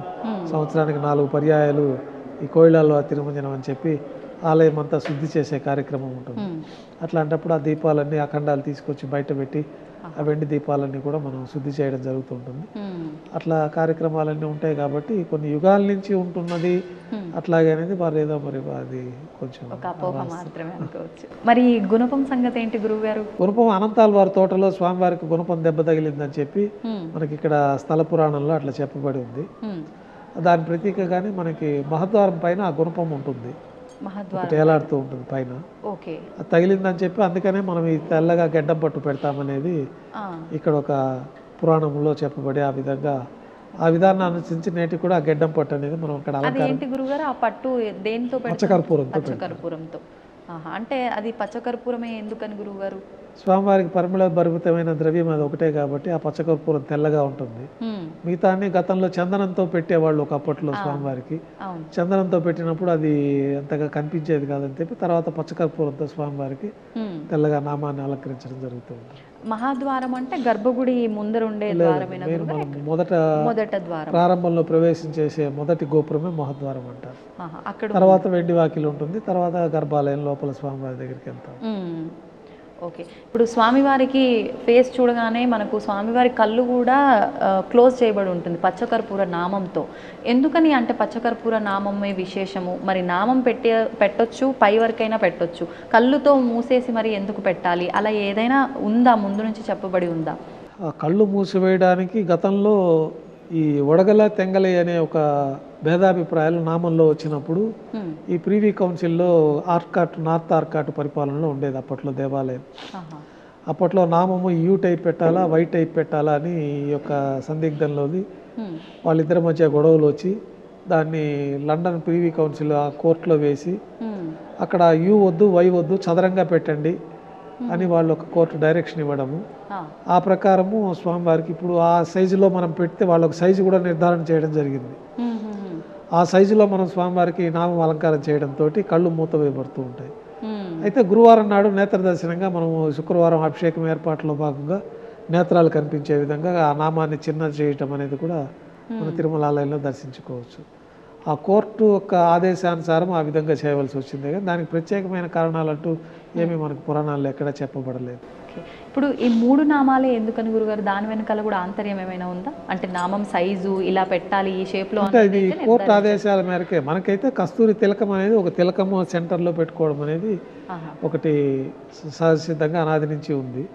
ఈ నామం అనేది స్వామివారి పాదాలు ఆకారంలో మనకి యూ అంటే పాదం ఇట్లా పెట్టినప్పుడు ఆ యూ షేప్లో అట్లా ఉంటుంది కాబట్టి ఆ యూ షేప్ నామం అట్లా ఉంటుంది. స్వామివారి కూడా ఆ నామాన్ని అట్లా అలంకరించి మధ్యలో నల్లటి కస్తూరి తిలకాన్ని మనము ఈ పునుగు దీంతో మనం కస్తూరి తిలకం అనేసి ఈ కస్తూరి ముఖం నుంచి వచ్చిన దాంతో కస్తూరి కూడా మనం అలంకారం చేయడం జరుగుతుంది. ఓకే ఓకే, అయితే చాలా మంది విశ్వసిస్తూ ఉంటారని నేను విన్నాను, అది వాస్తవమో ఏంటో తెలియదు కానీ తిరుమల క్షేత్రంలో కూడా అంటే షాపింగ్ మాల్స్ వాళ్ళు కానివ్వండి, ఇక్కడ నివసించే వారందరూ కూడా మిగతా రోజులంతా స్వామి పచ్చకర్పూర నామంతో కళ్ళు కప్పవేయబడి ఉంటాయి, గురువారమో మీరు చెప్పినట్టుగా ఒక్కరోజు మాత్రమే తీయబడి ఉంటుంది, ఈ రోజున స్వామి అందరినీ చూస్తుంటాడు, ఆ రోజున అబద్ధాలు ఆడకూడదు, ఇలా నిష్టగా ఉండాలి అని చెప్పి అంటూ ఉంటారట. అంటే ఆయన కళ్ళు మూసుకుంటే ఏంటి, తెరిస్తే ఏంటి, అంతా చూస్తూనే ఉంటాడు ఆయన. మరి దీని గురించి ఏం చెప్తారు మీరు? ఇది భక్తుల విశ్వాసము, వారికి ఆ విధమైన భయం అనేది అనాది కాలం నుంచి యొక్క తిరుమల క్షేత్రంలో ఇతర ప్రాంతాల్లో వారికి కూడా ఉన్నది ఆ సాంప్రదాయము. స్వామి కానీ దివ్య దృష్టి, స్వామివారి స్వరూపం, మనం స్వామివారిని చూసిన దానికంటే కూడా స్వామివారి దృష్టిలో మనం పడతాం ఖచ్చితంగా. ఆయన భక్తితోటి మనం తిరుమల క్షేత్రానికి వచ్చినప్పుడు ఆయన దృష్టిలో మనం పడతాము. అది దివ్య దృష్టితో ఉంటారు కానీ స్వామివారి ఇట్లా నేత్రాలు తెలిసి డైరెక్ట్గా మనం చూసినట్టు చూసే విధానం మనకు ఉండదు కదా. ఇప్పుడు మీరు ఇంతకు ముందర చెప్పినట్టు స్వామివారికి వేసిన మాలలు ఇవన్నీ కూడా వెనకాల వేస్తే ఎక్కడో తెలడం, ఇదంతా అవాస్తవం. మరి ఈ స్వామివారికి ఉపయోగించినవన్నీ ఏం చేస్తుంటారు గురువుగారు? మనకు అనాది కాలం నుంచి శ్రీవారి ఆలయంలో ఈశాన్యం వైపున ఒక బావి ఏర్పాటు చేశారు. అప్పుడు కొద్ది పరిమాణంలో స్వామివారికి పుష్పాలంకరణ జరిగేది. తర్వాత వైభవం పెరిగినాక ఎక్కువ పుష్పాలంకరణ, టన్నుల కొద్ది స్వామివారి కైంకర్యాలకు పుష్పాలు వినియోగించడం జరుగుతూ ఉంది. అప్పట్లో ఆ పుష్పాలని తీసి ఆ బంగారు బావిలో వేయడానికి ఎవరు తొక్కని ప్రదేశంలో ఉండాలని చెప్పి అక్కడ వేయడము, తర్వాత అక్కడి నుంచి తీసుకెళ్ళి ఒక పారే నది దగ్గర కానీ ఒక చెట్టు మొదల్లో కానీ ఎవరు తొక్కని ప్రదేశంలో నిమజ్జనం చేయడం అనేది అనాది కాలం నుంచి ఉంది. శాస్త్రాలు కూడా ఆ విధంగానే చెప్పబడి ఉంది. ఆ యొక్క పద్ధతిని అనుసరించి ఆ బంగారు బావిలో పుష్పాలు వేయడం జరుగుతుంది. తర్వాత మన గార్డెన్ డిపార్ట్మెంట్ వాళ్ళు, ఉద్యానవన శాఖ వాళ్ళు ఆ పుష్పాలను తీసుకెళ్లి లోయల్లో నిక్షిప్తం చేయడం జరుగుతుంది భూమిలో. అంటే జనావాసం లేని ప్రదేశం, జనావాసం ఎవరు తొక్కని ప్రదేశంలో, కొండలు లోయలు ఉన్నాయి కాబట్టి వాళ్ళు దానికి తగిన ప్రదేశంలో దాన్ని నిక్షిప్తం చేయడం జరుగుతుంది. ఇప్పుడు స్వామివారికి ఏదైతే ఈ పువ్వులు ఇవన్నీ మాలలు వస్తున్నాయో, అంటే నెయ్యి, పాలు ఇవన్నీ కూడా ఏదో ఒక రహస్యమైన గ్రామం నుంచే విశేషంగా వస్తుంటాయని, ఆ గ్రామవాసులు అంటే వాళ్ళు బయటికి రాకూడదు, ఆ గ్రామంలోకి ఇతరత్ర ఎవరు వెళ్ళకూడదు అని చెప్పి ఒక విషయం నేను విన్నాను. అది ఎంతవరకు వాస్తవం గురువు? ఇదంతా కల్పితాలే కానీ వాస్తవం కాదు. స్వామివారికి ఇక్కడ మన తిరుమల తిరుపతి దేవస్థానం వారు ప్రత్యేకంగా ఈ పశుశాల ఒకటి ఉన్నాయి, దాంట్లో పశువులు ఉన్నాయి. అక్కడి నుంచి పాలు తయారై అభిషేకానికి కానీ, ప్రతిరోజు నైవేద్యాలకు కానీ, ప్రసాదాలకు కానీ పాలన్నీ కూడా అక్కడి నుంచే వస్తాయి. అది మన పశువులు స్వామివారి దగ్గర ఆధీనంలో ఉండే పశుశాలలోనే ఇవన్నీ తయారవుతూ ఉంటాయి. ఇప్పుడు స్వామివారికి విశేషంగా అంటే మనకు అర్చనలు, అభిషేకాలు, బ్రహ్మోత్సవాలు అన్నారు. ఇలా విశేషంగా నిత్యము ఎలాంటి క్రతువులు జరుగుతూ ఉంటాయి, విశేషంగా ఎలాంటి క్రతువులు జరుగుతూ ఉంటాయి గురుగారు? ప్రతిరోజు స్వామివారికి ఒక మనుష్య స్వరూపంలోనే మనం సేవలు అందిస్తూ ఉంటాము. మనుష్య స్వరూపం, అది కూడా చిన్న పసి బాలుడికి, నెలల పిల్లకి తల్లి ఏ విధంగా అయితే సేవలు అందిస్తుందో ఆ విధంగా మన అర్చకులందరూ కూడా నియమనిష్టలతోటి స్వామివారిని పొద్దున్నే నిద్ర లేపడం దగ్గర నుంచి రాత్రి పడుకోపెట్టే ఏకాంత సేవ వరకు కూడా స్వామివారికి ఆ విధమైన కైంకర్యాలు చేసే విధానాల్ని మన విగర్శ మహర్షి వారు ఏర్పాటు చేస్తున్నారు. మన శాస్త్రాలు, ఆ శాస్త్రాలను అనుసరించి మనం దేహం అంతా శుద్ధి చేసుకొని మన అనుష్ఠానాలు పూర్తి అయిన తర్వాత మడిగా మనం దేవాలయానికి వెళ్ళడం జరుగుతుంది. మొదట దేవాలయం శ్రీవారి కైంకర్యాలన్నీ ప్రారంభమయ్యేది సుప్రభాత సేవతో ప్రారంభమవుతాయి. అంటే మేలుకొలుపు అంటారు. ఈ సుప్రభాత సేవలో మనకి వేద పండితులు బంగారు వాకిల ముందు ఈ సుప్రభాత శ్లోకాలు పఠిస్తూ ఉంటారు. అటువైపు ఇటువైపు సేవా భక్తులంతా కూడా ఆ టికెట్లు తీసుకున్న భక్తులు అక్కడికి వచ్చి ఉంటారు. గర్భాలయంలో మనం ఏకాంత సేవలో మనకి ప్రతిరోజు మూలవర్ని పడుకోబెట్టే విధానం మనకు ఉండదు కాబట్టి అంత పెద్ద స్వరూపానికి మనం దానికి ప్రతినిధిగా భోగ శ్రీనివాసమూర్తి అని చెప్పి వెండి బింబం, పల్లవ మహారాణి 6వ శతాబ్దంలో స్వామివారి ఆలయాన్ని సందర్శించినప్పుడు ఆ వెండి బింబాన్ని మనకి ఇవ్వడం జరిగింది. ఆ భోగ శ్రీనివాసమూర్తి వారికే ఈ యొక్క కౌతుక బేరంగా మనకి ప్రతిరోజు ఉదయం స్వామివారికి ప్రతినిత్యం మనం అభిషేకాలు చేయం కాబట్టి వారికి ప్రతినిధిగా ఈ భోగమూర్తికి అభిషేకం చేయడము, మూలమూర్తికి ప్రతినిధిగానే ఈ భోగమూర్తికి రాత్రి ఏకాంత సేవ నిర్వహించడం కూడా జరుగుతుంది. అంటే గర్భగుడిలోనే ఎప్పుడు పాదాలకు అనుసంధానమై ఉంటారు. స్వామివారి మూలమూర్తికి సంధానంగానే ఉంటారు, అంటి పెట్టుకునే ఉంటుంది. ఆ భోగమూర్తికే మనకి ఈ కైంకర్యాలన్నీ కూడా చేయడం జరుగుతుంది. ఈ సుప్రభాత సేవలో మనం చేసే మేలుకొలుపు కార్యక్రమం కూడా పౌళింపు సేవ ముందు రోజు రాత్రి ఈ భోగమూర్తికే పౌళింపు సేవ జరుగుతుంది. వాళ్ళని మేలుకొల్పి భోగమూర్తిని జీవస్థానంలో అంటే స్వామివారి పాదాల ముందు ప్రతిష్ఠించడం, తర్వాత దారోష్ణమైన గోక్షీరము అంటే అప్పుడే ఆవు నుంచి పిండి తీసుకొచ్చిన పాలని మొదట నైవేద్యంగా స్వామివారికి సమర్పించడం, తర్వాత నవనీత నైవేద్యంగా సమర్పించి ఈ విశ్వరూప దర్శనంతో మనకి సుప్రభాత సేవకులు అందరూ వచ్చిన భక్తులందరూ కూడా దర్శనం చేసుకుంటారు. తర్వాత స్వామివారికి తోమాల సేవ అనే కార్యక్రమం జరుగుతుంది. అంటే స్వామివారిని మేలుకొల్పిన తర్వాత స్వామివారికి ఉపచారాలు సమర్పించడం, స్వామివారికి పాత ప్రక్షాళన చేయడము, హస్తాలు కడుక్కోవడము, దంతధావనం చేయించడము, పసిపిల్లవాడికి తల్లి ఏ విధంగా చేస్తుందో ఆ విధంగా స్వామివారికి ఉపచారాలన్నీ చేసి అభిషేకం, మూలవర్లకు బదులుగా మనం భోగ శ్రీనివాసమూర్తికి అభిషేకం చేస్తాము. స్వామివారికి మంత్రయుక్తంగా మంత్రస్నానాన్ని సమర్పిస్తాము. ఇవన్నీ కూడా తోమాల సేవ అనే ఒక వైదిక కార్యక్రమంలో ఈ కార్యక్రమాలన్నీ కూడా జరుగుతూ ఉంటాయి. స్వామివారికి ఈ ఉపచారాలన్నీ సమర్పించిన తర్వాత స్వామివారికి కొత్తగా పుష్పమాలతో అలంకరణ జరుగుతుంది. తర్వాత ఇందులో ఏమన్నా తెలిసి తెలియక పొరపాట్లు జరుగుంటే చతుర్వేద మంత్రాలతోటి మంత్రపుష్పాన్ని సమర్పించి కర్పూర హారతితోటి తోమాల సేవ అనే కార్యక్రమం పూర్తి అవుతుంది. కర్పూర హారతి అంటే సాధారణమైన హారత, అంటే ఎన్ని హారతులతో? పచ్చ కర్పూర హారతి, నక్షత్ర హారతి, 27 నక్షత్రాలకు సంబంధించి నక్షత్ర హారతి అని ఒకటి ఉంటుంది. ఆ నక్షత్ర హారతి, పచ్చ కర్పూర హారతి సమర్పణతోటి ఆ యొక్క పూజలు ప్రతిదీ పూర్తి అవుతూ ఉంటాయి. తోమాల సేవ అనంతరం స్వామివారికి బంగారు వాకిల్లో ఈయన చక్రవర్తి కాబట్టి కొలువు నిర్వహిస్తారు, దర్బారు. పూర్వం రాజులు కొలువులు అంతా కూడా ఆ గ్రామ పురోహితులు, రాజులు, ఆస్థాన పురోహితులు వీళ్ళందరూ కూడా వెళ్ళి ఉదయాన్నే రాజుగారు సింహాసనంపైకి రాగానే వారిని పరివిధాలుగా స్తుతించి ఆ రోజు తిథివార నక్షత్రాలతోటి పంచాంగ శ్రవణం వినిపించడము, ఆ రోజు విశేషమైన పర్వదినాలు ఉంటే ఆ కార్యక్రమాలంతా కూడా రాజుగారికి విన్నవించే కార్యక్రమం ఒకటి ఉంటుంది. మనకు ఆగమ శాస్త్రం ప్రకారం కూడా శ్రీవారి ఆలయంలో దర్బారు నిర్వహిస్తారు. ఈ దర్బారుకు ప్రత్యేకమైన కొలువు శ్రీనివాసమూర్తి అని ఒక మూర్తి ఉన్నారు, చిన్న మూర్తి. ఆ మూర్తిని బంగారు వాకిలి లోపల రాముల వారి వేడకి బంగారు వాకిలికి మధ్యలో ఉండే ఘంటా మండపంలో ఈ యొక్క దర్బారు నిర్వహిస్తారు. ఈ దర్బార్లో స్వామివారికి మనము మంత్రయుక్తంగా స్తోత్ర పాఠం చేయడము, తర్వాత ఆ రోజు తిథివార నక్షత్ర యోగ గణాలతో పంచాంగ శ్రవణం చెప్పడము, స్వామివారి ఆలయాల్లో స్వామివారి ఆలయంలో నడిచే ఆలయాల్లో విశేష ఉత్సవాలు ఉంటే అవన్నీ కూడా స్వామివారికి తెలియపరచడము, ఆ రోజు భక్తులు సమర్పించిన కానుకలంతా కూడా స్వామివారికి విన్నవించుకోవడం, దాన్ని ఒక పుస్తకంలో మనం అక్కడ ఎంటర్ చేసుకోవడం కార్యక్రమాలు కూడా కొలువు అనే కార్యక్రమం నిర్వహించడం జరుగుతుంది. ఈ కొలువు పూర్తి అయిపోయిన తర్వాత ఈ కొలువులోనే స్వామివారికి నువ్వుల పొడి బెల్లం పొడి కలిపిన మిశ్రమాన్ని సొంటి కలిపి ఉంటుంది, ఒక ప్రత్యేకమైన మిశ్రమాన్ని స్వామివారికి నైవేద్యంగా సమర్పిస్తారు. ఎందుకని గురుగారు ఈ విశేషమైన ప్రసాదమే? అది స్వామివారికి తీపి తినిపించడం కార్యక్రమంలో భాగంగా ఈ కొలువులో స్వామివారికి ఆ ప్రసాదం నైవేద్యంగా సమర్పిస్తారు. తర్వాత స్వామివారికి ప్రీతిపాత్రమైన నవనీతాన్ని కూడా నైవేద్యంగా సమర్పించడం జరుగుతుంది. కర్పూర నీరాజనంతో ఈ కొలువు పూర్తి అయిపోతుంది. తర్వాత సహస్రనామార్చన ప్రారంభమవుతుంది. 1000 నామాలతోటి తులసి దళంతో స్వామివారి పాదపద్మాలకు అర్చన నిర్వహిస్తారు. అయితే దేవాలయాల్లో జరిగే ఈ పూజలు ఈ కైంకర్యాలన్నీ కూడా ఈ రాజా రాష్ట్ర గ్రామ యాజమాన్యాలు ప్రపంచమంతా సుభిష్టంగా ఉండాలి, ప్రజలందరూ ఆయురారోగ్యాలు అష్టైశ్వర్యాలతో ఉండాలని చెప్పి ఈ యొక్క పూజా కార్యక్రమాలన్నీ నిర్వహించడం జరుగుతుంది. లోక కళ్యాణం కోసం మన అర్చకులు చేసే కార్యక్రమాలు. మాకు సొంతంగా ఏమన్నా మా కార్యక్రమాలు మా యొక్క కోరికలు నెరవేరాలంటే మేము గృహంలో మా దేవతలు గృహదేవత అర్చనతో ఆ కోరికలు నెరవేరుతూ ఉంటాయి. దేవాలయంలో మేము చేసే పూజలంతా కూడా అర్చకులు చేసే పూజలంతా లోకక్షేమం కోసము భక్తుల క్షేమం కోసము జరుగుతూ ఉంటుంది. సొంతంగా ఏమి కోరుకోవటం సొంతంగా మనకు స్వామివారి అనుగ్రహించి మనకి ఏం కావాలో స్వామివారు ప్రసాదిస్తారు. ఈ జీవితం ప్రసాదించింది కూడా స్వామివారు. ఇన్ని కోట్లాది మంది భక్తులకి మధ్య మాకు ప్రత్యేకంగా స్వామివారి పాదసేవ చేసుకుని ఆయనకి ఈ సేవ చేసుకున్న భాగ్యాన్ని కూడా స్వామివారు ప్రసాదించింది. కాబట్టి అది మేము కోరకుండానే స్వామివారు మాకు ఏం కావాలో అవన్నీ కూడా స్వామివారి ప్రసాదిస్తూ ఉంటారు. లోకక్షేమం కోసం దేవాలయంలో ఈ సహస్రనామార్చన ఈ పూజలన్నీ పూర్తి అయిపోతాయి.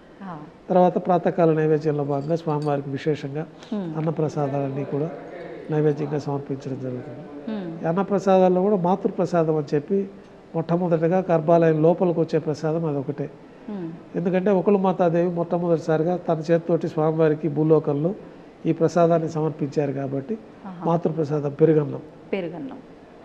అంటే దాంట్లో తిరగమాత్ర లేకుండా నెయ్యి పదార్థం ఏది కలవకుండా నెయ్యి నూనె ఈ పదార్థాలు కలవకుండా పాలు పెరుగుతోటి తయారు చేసిన మాతృప్రసాదాన్ని మొట్టమొదటి నైవేద్యంగా స్వామివారికి నైవేద్యంగా సమర్పిస్తారు. ఇది ముందు రోజే తయారు చేస్తారు లేదా ఆ రోజు తయారు చేస్తారు. అప్పటికప్పుడే తెల్లవారి ఉదయం మనం సుప్రభాత సేవలో ఆలయంలో ప్రవేశించిన తర్వాత ఈ పాచక కైంకర్య పొరలు అంటే పోట్లో ప్రసాదాలు తయారు చేసేవాళ్ళని పాచకులు అంటాము. వారు పాచకులు కూడా వాళ్ళు శుచి ఆలయానికి వచ్చి వాళ్ళ అనుష్ఠానాలన్నీ పూర్తయిన తర్వాత వాళ్ళు మంత్రయుక్తంగా ఈ యొక్క ఆలయంలో పొయ్యిలు ఏర్పాటు చేసుకొని దాంట్లో అన్నప్రసాదాలన్నీ తయారు చేయడము, అన్నప్రసాదాలన్నీ కూడా ఎవరి దృష్టి దాని మీద పడకుండా దానిపైన మూతలు పెట్టి పవిత్రంగా శ్రీవారి గర్భాలయంలోకి తీసుకురావడము, ఈ ఘటానాథం మధ్య ఈ ప్రసాదాలన్నీ స్వామివారికి నైవేద్యం సమర్పించిన తర్వాత అలా ఎన్ని రకాల ప్రసాదాలు నివేదన చేస్తారు గురుగారు? ప్రతిరోజు పొద్దున ఒక 4 రకాలు శుద్ధాన్నం వస్తుంది. శుద్ధాన్నం అత్యంత ప్రీతిపాత్రమైంది, అంటే ఒట్టి అన్నం. తర్వాత ఈ మాత్ర ప్రసాదము, కులశేఖరపడి బయట పొంగలి, మిరియాలతో తయారు చేసిన పొంగలి, పులిహోర, కదంబము, చక్కెర పొంగలి, ఈ ప్రసాదాలన్నీ కూడా స్వామివారికి నైవేద్యంగా వస్తాయి. పొంగలి అంటే కట్టె పొంగలి, మిరియాలు, జీలకర్ర విశేషం ఉందని విన్నాము. భక్తులకు అంటే సంతానం కలగని వారికి అది ఈ పొంగలి, అది ధ్వజ ఆరోహణ రోజు ప్రత్యేకంగా మనం ధ్వజస్తంభం పైన గరుపంతుల వారికి నివేదన చేస్తాము. అది గరుడు ప్రసాదంగా సంతానం లేని వారికి సంతానం కలుగుతుంది అనేది ఆ ప్రసాద స్వీకరణతో జరుగుతుంది. అది ఏ రోజు అన్నారు గురుగారు? అది బ్రహ్మోత్సవాల్లో ధ్వజ ఆరోహణం రోజు. నిత్యం మనకి ఆదివారం నాడు మళ్ళీ ప్రత్యేకంగా ఒక ప్రసాదాన్ని స్వామివారికి అమృత కలశం అనే ప్రసాదాన్ని నైవేద్యంగా సమర్పిస్తాము.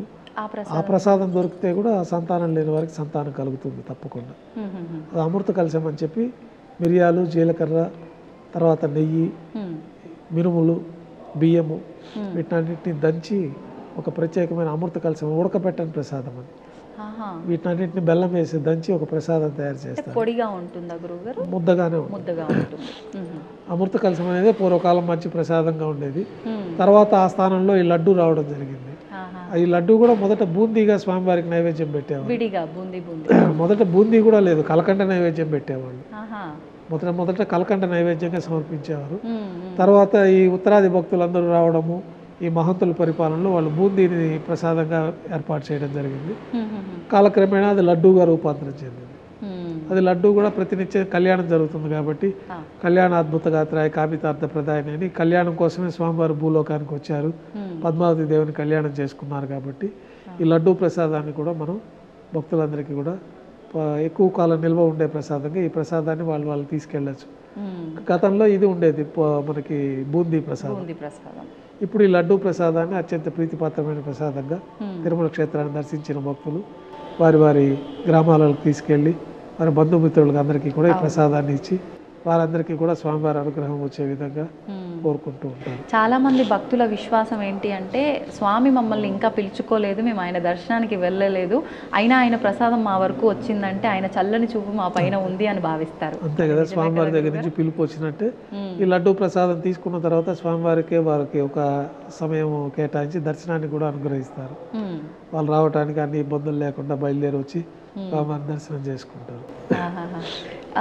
అంటే స్వామివారికి కావాలంటే బంగారం వెండి పాత్రల్లో నివేదన చేయొచ్చు, కానీ కుండ అంటే మట్టి పాత్రలో స్వామికి నివేదన చేస్తారు అని చెప్పి విన్నాను. అది అంటే ప్రతినిత్యమా, విశేషంగా ఏదైనా రోజా గురువుగారు? అది గతంలో చేసేవారు. తర్వాత మనకి వెండి, బంగారు, కంచు, ఈ మట్టి పాత్రలు విశేషంగా చెప్పబడింది ఆగమ శాస్త్రాల్లో కూడా. అప్పటి కాలంలో ఇంత సౌలభ్యం లేదు కాబట్టి ఆ మట్టి పాత్రలో స్వామివారికి నైవేద్యం చేసేవాళ్ళు. ప్రసాదాలు కూడా ఆ మట్టి పాత్రలోనే తయారు చేసేవారు అనేది మనకి పెద్దలు చెప్పేవారు. తర్వాత కాలంలో మనకి వెండి పాత్రలు, కంచు పాత్రలు అంతా కూడా తయారవుతున్నాయి కాబట్టి ఇప్పుడు శ్రేష్టంగా వెండి పాత్రలో స్వామివారికి నైవేద్యాలు వస్తాయి. కులశేఖరపడి బయట వచ్చే ప్రసాదాలన్నీ కంచు పాత్రలో వస్తాయి. అత్యంత ముఖ్యమైన ప్రసాదం ఈ మాత్ర ప్రసాదం కాబట్టి ఈ మాత్ర ప్రసాదం వెండి గంగాళంలోనే తీసుకొని వస్తూ ఉంటారు. ఓహో, అంటే ఒక్కొక్క ప్రసాదం ఒక్కొక్క రకమైన పాత్రలో విశేషంగా నివేదన చేస్తూ ఉంటారు. ఈ ప్రసాదాలన్నీ ప్రాతకాల నైవేద్యంగా అయిపోతాయి. తర్వాత భక్తుల దర్శనం యథావిధిగా కొనసాగుతుంది. కొద్ది విరామం తర్వాత మాధ్యాహ్నిక ఆరాధనలు ఉంటాయి. ఈ మాధ్యాహ్నిక ఆరాధనలో స్వామివారికి విశేషంగా అష్టోత్తర శతనామాలతో అర్చన జరుగుతుంది. నైవేద్యంగా కూడా అన్న ప్రసాదాలు నైవేద్యంగా సమర్పించడం, తర్వాత భక్తులు సర్వదర్శనానికి వదులుతారు. ఈ లోపల ఉత్సవాలు లోపల ఉంటారు. వారికి ఉత్సవాలన్నీ భక్తులకి కామ్యోత్సవాలుగా కొన్ని ఉత్సవాలు జరుగుతూ ఉంటాయి. ఈ కామ్యోత్సవాలన్నీ ఉత్సవమూర్తులకే జరుగుతుంది. ఈ ఉత్సవమూర్తులు శ్రీదేవి భూదేవి సమేతంగా శ్రీ మలయప్ప స్వామివారు. మలయప్ప కోణంలో స్వామివారు కనపడి ఈ యొక్క విగ్రహాలు లభ్యమైనవి కాబట్టి మలయప్ప స్వామి అని పేరు వచ్చింది. ఎవరికి గురువు గారు? ఉత్సవమూర్తులు. ఉత్సవమూర్తికి అంటే ఒక రకంగా స్వామివారికి, స్వామివారి స్వరూపం. 5 రూపాలలో స్వామివారికి ఆరాధన చేస్తే విశేషంగా ఉంటుందని చెప్పి మనకి ఆగమ శాస్త్రాల్లో చెప్పబడింది. ఏ ఏ రూపాలు గురువు? ధ్రువమూర్తి అంటే మూలమూర్తి, కౌతుకమూర్తి అంటే భోగమూర్తి, ఉత్సవమూర్తి అంటే ఉత్సవాలు మలయప్ప స్వామితో, స్నపనమూర్తి బలిమూర్తి. స్నపనమూర్తి అంటే మనకు దర్బార్ శ్రీనివాసమూర్తి, తర్వాత బలిమూర్తిగా మనకి ఉగ్ర శ్రీనివాసమూర్తిగా ఉన్నారు. ఈ 5 రూపాలలో స్వామివారికి ఆరాధనలు జరుగుతూ ఉంటాయి. 5 కూడా సాక్షాత్తు ఈ ఉత్సవ విగ్రహాలన్నీ కూడా బ్రహ్మదేవుల వారు ప్రతిష్ఠించిందనే చెప్తారు. అదే కాలగర్భంలో కలిసిపోయి భూమిలో కలిసిపోయిన తర్వాత మనకి మలయప్ప కోణంలో స్వామివారు తిరిగి లభ్యమవుతారు. అందువల్ల ఆ ఉత్సవమూర్తులు తీసుకొచ్చి మనం ఉత్సవమూర్తులుగా వారికి అన్ని ఉత్సవాలు, నిత్యోత్సవాలు, పక్షోత్సవాలు, మాసోత్సవాలు, సంవత్సరోత్సవాలు, బ్రహ్మోత్సవాలన్నీ కూడా స్వామివారికే జరుగుతుంది. ఈ భక్తులు ఏదైనా కోరికలు ఉండి వారు ఏదైనా సేవలు చేయించదలుచుకున్నప్పుడు మూలవర్లకి ఈ సేవలన్నీ చేయించే అవకాశం ఉండదు కాబట్టి ఈ ఉత్సవాలకి విశేషంగా ఆగమ శాస్త్రాల్లో చెప్పబడి ఉన్నాయి కొన్ని సేవలు. ఆ సేవలన్నింటినీ కూడా మనం శ్రీవారాలయంలో ఏర్పాటు చేయడం పెద్దవాళ్ల కాలం నుంచి జరిగింది. మొట్టమొదటిగా కళ్యాణోత్సవాన్ని ఏర్పాటు చేశారు. ఈ భక్తులందరూ కూడా వాళ్ళ ఇంట్లో శుభ కార్యక్రమాలు జరగాలని, ఈ కళ్యాణం జరగాలన్నా ఇంకేదైనా శుభ కార్యక్రమాల కోసం కళ్యాణోత్సవం చేయించుకుంటే వారికి అన్ని శుభాలు జరుగుతాయని చెప్పి ఈ కళ్యాణోత్సవాన్ని ప్రవేశపెట్టడం జరిగింది. ఉభయదేవులతో ఈ మాధ్యాహ్నిక నివేదన పూర్తయిన తర్వాత మలయప్ప స్వామివారు కళ్యాణ మండపానికి వేంచేస్తారు. అక్కడ స్వామివారికి అంగరంగ వైభవంగా అగ్ని ప్రతిష్ఠతో కూడి విశేషంగా వైదికంగా ఈ కళ్యాణోత్సవాన్ని భక్తుల కోసం నిర్వహించడం జరుగుతుంది. నిత్యము జరుగుతుందా గురువుగారు? నిత్య కళ్యాణం. స్వామివారికి గతంలో ఎక్కువ మంది భక్తులు లేరు. ఇప్పుడు ఈ కామ్యోత్సవాల కింద భక్తులు ఆ ఒక కోరిక కోరుకొని ఆ యొక్క కోరికతోటి వచ్చి ఆ డబ్బులు కట్టిన వారికే కళ్యాణోత్సవం జరిగేది. తర్వాత కాలంలో ఇప్పుడు ప్రతినిత్యం భక్తులు లక్షలాది మంది వస్తున్నారు. దీంట్లో వేలాది మంది కళ్యాణోత్సవం స్వామివారికి టికెట్లు తీసుకొని కామ్యోత్సవాలుగా ఈ కళ్యాణోత్సవాలు చేయించుకుంటూ ఉంటారు. ఈ కళ్యాణోత్సవాలన్నీ కూడా మనకి సంపంగి ప్రాకారంలో కళ్యాణ మండపంలో జరుగుతుంది. ఈ కళ్యాణోత్సవంలో కూడా వైదికంగా స్వామివారికి విశేష ఉత్సవంగా ఆగమ శాస్త్రాల్లో చెప్పబడినట్లు పుణ్యావచనం జరుగుతుంది. ఆ స్థలం అంతా శుద్ధి, స్వామివారికి వాడే ద్రవ్యాలంతా శుద్ధి కోసం ఆ పుణ్యావచనం అనే కార్యక్రమం. తర్వాత అంకురార్పణ అని ప్రతి ఉత్సవానికి శుభసూచకంగా అంకురార్పణ కార్యక్రమం కూడా జరుగుతుంది. రక్షాబంధన కార్యక్రమం జరుగుతుంది. తర్వాత అగ్నిముఖంగా దేవతలందరినీ ఆహ్వానించి అగ్ని ప్రతిష్ఠ అనే కార్యక్రమం జరుగుతుంది. తర్వాత స్వామివారికి అమ్మవార్లకి కళ్యాణం సందర్భంగా నూతన పట్టు వస్త్రాలు సమర్పించడం, తర్వాత విశేషంగా మాంగళ్యాలకి పూజ, మహాసంకల్ప పఠనం. అంటే మనం ఏ ప్రదేశంలో ఉన్నాము, ఎందుకోసం ఈ కళ్యాణోత్సవం నిర్వహిస్తున్నామనే సంకల్పాన్ని కూడా ఆ సమయంలో పఠించడం జరుగుతుంది. ఆ మహాసంకల్ప పఠనం స్వామివారి గోత్ర ప్రవలతోటి, అమ్మవారి గోత్ర ప్రవలతోటి మంత్రాల పఠనం అంతా పూర్తయిన తర్వాత మాంగళ్యాలకు అభిషేకం చేసి, అంటే గోత్రనామాలతో అంటే ఇప్పుడు స్వామివారి ఇక్కడ అదే మనకు ఆవిర్భవించిన దానికి ఈ భరద్వాజ మహర్షి స్వామివారి ప్రతిష్ఠించారనేది ఒకటి పురాణాల్లో కూడా ఉంది. కాబట్టి భారద్వాజ గోత్రంగా స్వామివారికి ఇక్కడ ఆరాధనలు జరుగుతూ ఉంటాయి. భారద్వాజ గోత్రం స్వామివారిది, అమ్మవారిది కాశ్యప గోత్రం ఒకరిది, భార్గవస గోత్రం ఒకరిది. ఆ విధంగా మనకి పురాణాల్లో చెప్పబడిన విధంగా ఆ గోత్ర ప్రవలతోటి స్వామివారికి సంకల్పం చెప్పుకొని మాంగళ్యాలు పూజ అయిపోయిన తర్వాత స్వామివారి తరఫున అర్చకులే అమ్మవారికి మాంగళ్య సమర్పణ చేస్తారు. తర్వాత విశేషంగా లాజ హోమాలు, ప్రత్యేకమైన ఆగమ శాస్త్రాల్లో చెప్పిన హోమాలు అన్నీ జరుగుతాయి. పూర్ణాదితోటి ఈ కళ్యాణోత్సవం పూర్తి అయిపోతుంది. తర్వాత ఆర్జిత డోలోత్సవం అని ఒకటి జరుగుతుంది. ఊంజల్ సేవ అంటారు. ధ్వజస్తంభం వద్ద గల అద్దాల మండపంలోకి స్వామివారి వేయించేస్తారు. అక్కడ వేద పారాయణ నడుమ ఊంజల్ సేవ నిర్వహిస్తారు. తర్వాత ఆర్జిత బ్రహ్మోత్సవం ఆలయం వెలుపల ఉన్న వైభవోత్సవ మండపంలో, గతంలో ఆర్జిత బ్రహ్మోత్సవం అని చెప్పి మనకు బ్రహ్మోత్సవాలకు డబ్బులు కడితే వీధి ఉత్సవం కూడా జరిగేది. ఇప్పుడు భక్తులు ఎక్కువైపోయారు, ఈ కార్యక్రమాలన్నిటికీ ఇబ్బందులు అవుతాయి. కాబట్టి ఆర్జిత బ్రహ్మోత్సవంగా మనకి ఒక్కొక్క వాహనం పైన స్వామివారిని వేంచేపు చేయడము, ఆ డబ్బులు కట్టిన వాళ్ళకి ఉత్సవార్థులకి హారతి ఇచ్చి వారికి దర్శనం చేయించడంతో ఆర్జిత బ్రహ్మోత్సవం అంటే 3 వాహనాలకే ఇప్పుడు పరిమితం చేయడం జరిగింది. గరుడ వాహనము, హనుమంత వాహనము, తర్వాత పెద్దశేష వాహనము. బ్రహ్మోత్సవాల సమయం ఆర్జిత బ్రహ్మోత్సవం ప్రతినిత్యం జరిగే వాటిలో కామ్యోత్సవాలు అంటే భక్తులు ఏదైనా ఈ వాహన సేవ చేయించుకోవాలనుకోని కోరికుంటే డబ్బులు కడితే గరుడ వాహన సేవ, ఈ హనుమంత వాహన సేవ వాళ్ళ పేరు పైన వాళ్ళు పాల్గొంటారు. ఆ సేవ పూర్తయిన తర్వాత వాళ్ళు దర్శనానికి వెళ్తారు. తర్వాత సాయంకాలం కామ్యాలకి విశేషంగా ఈ సేవలు చేయించుకోవచ్చు. వారు కోరుకుంటారు, నేను నీకు గరుడోత్సవం చేయిస్తాను లేదా బ్రహ్మోత్సవం చేయిస్తాము అని కోరుకొని వాళ్ళు సంకల్పం చేసుకున్నప్పుడు వాళ్ళకి ఆ యొక్క టికెట్ తీసుకొని ఈ కామ్యోత్సవాలుగా, ఇవన్నీ కామ్యోత్సవాలే, భక్తులకి కోరికలు తీరడానికి కోసం ఏర్పాటు చేసిన ఉత్సవాలు. ఒకే ఉత్సవంగా పెడితే అందరికీ ఆ ఉత్సవం లభ్యం కాదు. కాబట్టి వివిధ రకాలైన ఉత్సవాలని మనం ఆగమ శాస్త్రానుగుణంగా ఏర్పాటు చేయడం జరిగింది. దీంట్లో ఈ వాహన సేవలు పూర్తయిన తర్వాత సాయంకాలం సహస్ర దీపాలంకరణ సేవ అని, అది కూడా ఒక సేవగా భక్తులు డబ్బు కడతారు. ఆ సేవలో భక్తులు పాల్గొంటారు. స్వామివారికి వేదంతో చేయడము, నాదంతో అంటే మంగళవాద్యాలు, వేదం నాదం గానం అంటే స్వామివారి కీర్తనలతోటి ఒక సేవగా ఈ సహస్ర దీపాలంకరణ సేవ సాయం సంధ్య వేళల్లో ఆలయం వెలుపల వైభవంగా జరుగుతుంది. అది పూర్తి అయిపోయిన తర్వాత తిరువీధులు ఉత్సవం చేసుకొని భక్తులు అనుగ్రహిస్తారు. తర్వాత ఆలయంలోకి వేచేసిన తర్వాత రాత్రి తోమాల సేవ, ఉదయం స్వామివారికి వేసిన పుష్పాలన్నీ తీసేయడము, గర్భాలయం అంతా శుద్ధి చేసుకోవడం, తిరిగి సాయంకాలం స్వామివారికి ఉపచారాలు సమర్పించడం. పొద్దున తీసింది సాయంత్రం తీసేస్తారు. సాయంత్రం వేసిన పుష్పాలు రాత్రి ఏకాంత సేవకు అన్ని మళ్ళీ తీసేస్తారు. సాయంకాలం ఆరాధన పూర్తయిన తర్వాత స్వామివారికి పుష్పాలంకరణ, సాయంత్రం అర్చన, రాత్రి నైవేద్యం. రాత్రి నైవేద్యంలో మామూలుగా స్వామివారికి దోశ అనే ఒక ప్రత్యేకమైన నైవేద్యంగా కూడా సమర్పించడం జరుగుతుంది. దోశ, పెద్ద దోశ, బాగా నెయ్యితో తయారు చేసిన దోశ. అనాది నుంచి రాత్రి నైవేద్యంలో దోశ ముఖ్యంగా స్వామివారికి గర్భాలయం లోపల అల్పాహారం లాగా అది నైవేద్యంగా వస్తుంది. తర్వాత మిరియాలతో చేసిన పొంగల్ కూడా నైవేద్యంగా మొళహోర అంటారు. ఆ మొళహోర ప్రసాదం కూడా లోపలే వస్తుంది. మొళహోర అంటే మిరియాలు బాగా పౌడర్ చేసి, మిరియాలు, నెయ్యి, అన్నము కలిపిన ప్రసాదమే మొళహోర అంటారు. అది కట్టు పొంగల్ అంటే మిరియాలు అట్లాగే ఉంటాయి, అవును. జీలకర్ర అవన్నీ ఉంటాయి. ఈ మొలహోర అనే ప్రసాదంలోది నెయ్యి, మిరియాల పొడి, అన్నము, శుద్ధాన్నం వీటినన్నింటినీ కలిపితే మొలహోర ప్రసాదం తయారవుతుంది. ఆ మొలహోర దోశ విశేషంగా నైవేద్యం. తర్వాత పులిహోర, కదంబము, దద్దోజనము ఇవన్నీ కూడా రాత్రి నైవేద్యంలో పెడతారు. తర్వాత తిరువీస నైవేద్యం అని చెప్పి అర్ధరాత్రి నైవేద్యం అని చెప్పి బెల్లం పొంగలి అర్ధరాత్రి నైవేద్యముగా అది ఒక తిరువీస నైవేద్యం అని అది ఒకటి పెడతాము. చివరిగా ఇంకా ఏకాంత సేవలో స్వామివారికి బాగా దారోష్ణమైన గోక్షీర నైవేద్యంగా పెట్టడం. ఈ రాత్రి చేసిన తోమాల సేవలో సమర్పించిన పుష్పమాలికలన్నింటినీ కూడా తీసేసి గర్భాలయం శుద్ధి చేసుకొని బ్రహ్మదేవులు వారు వచ్చి ఇక్కడ ఆరాధన చేస్తారని మనం గతంలో చెప్పుకున్నాము. ఆ బ్రహ్మదేవులు ఆరాధన కోసమని ఆ బంగారు పంచపాత్రలు ఉంటాయి.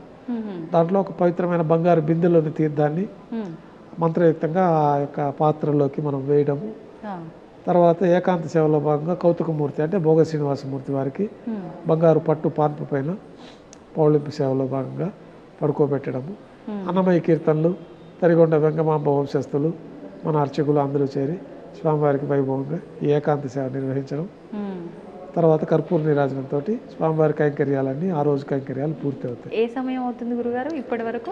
12 తర్వాత ఏకాంత సేవ. 12 తర్వాత. అయితే నేను ఈ ఏకాంత సేవ తర్వాత స్వామి ఇంకా నిద్రిస్తారు, నిద్రించే ముందు పద్మావతి అమ్మవారి దగ్గరికి కాసేపు అలా వెళ్ళొస్తారు అని చెప్పి ఏదో విన్నాను, అది వాస్తవం మా గురుగారు? అదైతే మనకి ఎక్కడ అట్లా లేదు, ఇక్కడ స్థల పురాణంలో అట్లా లేదు.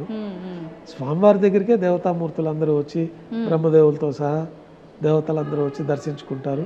అదృశ్య రూపంలో ఈ కొండపైన అంతా ఎందుకు అంత దివ్యమైన శక్తి ఉంది తిరుమల క్షేత్రంలో అంటే ఋషులందరూ కూడా చెట్ల రూపంలో, పక్షుల రూపంలో దివ్యమైన అదృశ్య శక్తిలో స్వామివారిని దర్శించుకుంటూనే ఉంటారు అని నిత్యం. ఎందుకంటే వైకుంఠం ఇదే కాబట్టి. మామూలుగా మనకి పురాణాలు పంచాంగం ప్రకారం దేవతలకు 6 మాసం పగలు, 6 మాసం రాత్రి. దక్షిణాయన పుణ్యకాలం అంతా దేవతలు నిద్రించే కాలం. ఉత్తరాయణ పుణ్యకాలం అంటే మనకి దేవతలంతా మేల్కొనే సమయం. అది 6 నెలలు మేల్కొంటారు, 6 నెలలు పడుకుంటారు దేవతామూర్తులు. అందరూ దేవతలు అందరూ. కానీ మనం ఎక్కువ విష్ణుమూర్తి ఒక్కరే యోగ నిద్రలో అందరు దేవతలకి అదే స్వరూపం, అదే విధానమే. మనకి దక్షిణాయనంలో స్వామివారు పడుకుంటారు. కౌశిక ద్వాదశి అని మొన్న ఈ మధ్య జరిగింది కార్తీక మాసంలో. ఆ ద్వాదశి రోజున స్వామివారు మేల్కొంటారు. ఉత్తాన ఏకాదశి అని వస్తుంది. ఆ ఉత్తాన ఏకాదశి కార్తీక మాసంలో వస్తుంది. శయన ఏకాదశి అనేది మనకి ఆగస్టులో వస్తుంది. పడుకుంటారు. ఈ ఉత్తాన ఏకాదశి అనేది ఇక్కడ ప్రారంభమవుతుంది. ఇప్పుడు ఉత్తర ద్వార దర్శనము అని కూడా డిసెంబర్ 30 నుంచి ఉత్తాన ఏకాదశి రోజున స్వామివారు మేల్కొంటారు వైకుంఠంలో. తర్వాత వారికి ఉపచారాలన్నీ చేసి ఈ ధనుర్మాసంలో వచ్చే వైకుంఠ ఏకాదశి పర్వదినం అంటాం కదా, ఆ రోజున స్వామివారికి దర్శనం ఇస్తారు. ముక్కోటి దేవతలు వచ్చి వైకుంఠంలో దర్శనం చేసుకుంటారు. మనకి ముక్కోటి దేవతలు ఇక్కడ మన స్వామివారు ఇప్పుడు ఇక్కడే ఉన్నారు కాబట్టి ఆ రోజు ముక్కోటి దేవతలు ఈ తిరుమల కొండలో స్వామివారిని దర్శనం చేసుకుంటారు. మిగతా సమయాల్లో వారి వారి విధుల్లో వాళ్ళు ఉంటారు. ఒక్కొక్క ప్రత్యేకమైన సమయాల్లో వచ్చి స్వామివారిని దర్శించుకుంటూ ఉంటారు. ఖచ్చితంగా రోజులో ఒకసారి విశేష ఇక్కడ రావటం అనేది జరుగుతుంది. దేవతామూర్తులందరూ కూడా బ్రహ్మదేవులు వారు వచ్చి ఆరాధన చేస్తారు. దేవతలకి విష్ణుమూర్తికి ప్రత్యేకమైన సేవాగణం అంతా కూడా ఆయన దర్శనం చేసుకొని వెళ్తూ ఉంటారు ప్రతిరోజు. విశేష పర్వదినాల రోజున ముక్కోటి దేవతలు వచ్చి వైకుంఠ ఏకాదశి రోజున, వైకుంఠం ఇప్పుడు ఇక్కడే ఉంది కాబట్టి భూలోకంలో మన తిరుమల క్షేత్రమే వైకుంఠం కాబట్టి ఇక్కడ వచ్చి స్వామిని దర్శించుకుంటారు. అందుకే మనకి లక్షలాది మంది భక్తులు ఈ వైకుంఠ ఏకాదశి రోజు స్వామివారిని దర్శించుకోవడం అనేది జరుగుతుంది. ఇప్పుడు మనకి డిసెంబర్ 30 నుంచి 10 రోజుల పాటు స్వామివారి విశేషమైన అంటే ఉత్తర ద్వారం దర్శనమైన గురుగారు. ఇక్కడ ఉత్తర ద్వారం అనేది ఇక్కడ సాంప్రదాయంలో లేదు. సాక్షాత్తు ఈ తిరుమలంతా వైకుంఠమే, ప్రత్యేకంగా వైకుంఠ ద్వారం అనేది లేదు. వైకుంఠమే క్రీడాద్రి పర్వతాలే ఇక్కడ ఉంది, వైకుంఠమే ఈ క్షేత్రంలో ఉంది. ప్రత్యేకంగా ఉత్తర ద్వారాలు అనేది మన ఆలయ నిర్మాణంలో ఎక్కడ ఉండదు, తూర్పు పడమర ద్వారాలే ఉంటాయి కాబట్టి. అయితే మనకు అదే వైకుంఠ ప్రదక్షిణ మార్గంగా వైకుంఠ ద్వారంగా మనం భావించి భక్తులందరూ ఈ పర్వదినాల రోజున అందులో వైకుంఠ ద్వార దర్శనం చేసుకొని అతి సమీపంగా స్వామివారి ప్రదక్షిణ చేసుకున్నాము ఈ వైకుంఠ ఏకాదశి పర్వదినం రోజునని చెప్పి ఆ విశిష్టత ఇక్కడ ఎక్కువగా ఉంది. స్వామికి అంటే ఏడాది పాటున కూడా విశేషంగా జరిగే విశేషమైన క్రతువులు ఏమున్నాయి గురుగారు? నిత్యోత్సవాల కింద ఈ ఉత్సవాలన్నీ ప్రతిరోజు జరుగుతాయి. వారోత్సవాల కింద ప్రత్యేకంగా స్వామివారికి వారోత్సవాలు, ఈ తిరుప్పావడి సేవ గురువారం నాడు మూలమూర్తి దగ్గర, అన్నకూటోత్సవం అని చెప్పి ఈ నేత్రాలన్నీ స్వామి తెరిచే టయానికి ఈ లోకమంతా సుభిక్షంగా ఉండాలంటే అన్నకూటాన్ని పెద్ద రాశిగా పోసి స్వామివారి దృష్టి అక్కడ పడిందంటే ఈ సకల జీవరాశులకి కూడా ఆహారానికి లోటు లేకుండా భగవంతుడి అనుగ్రహంతో అది అందరి లభ్యం అవ్వాలని చెప్పి అన్నకూటోత్సవాన్ని మనకు ప్రవేశపెట్టడం జరిగింది.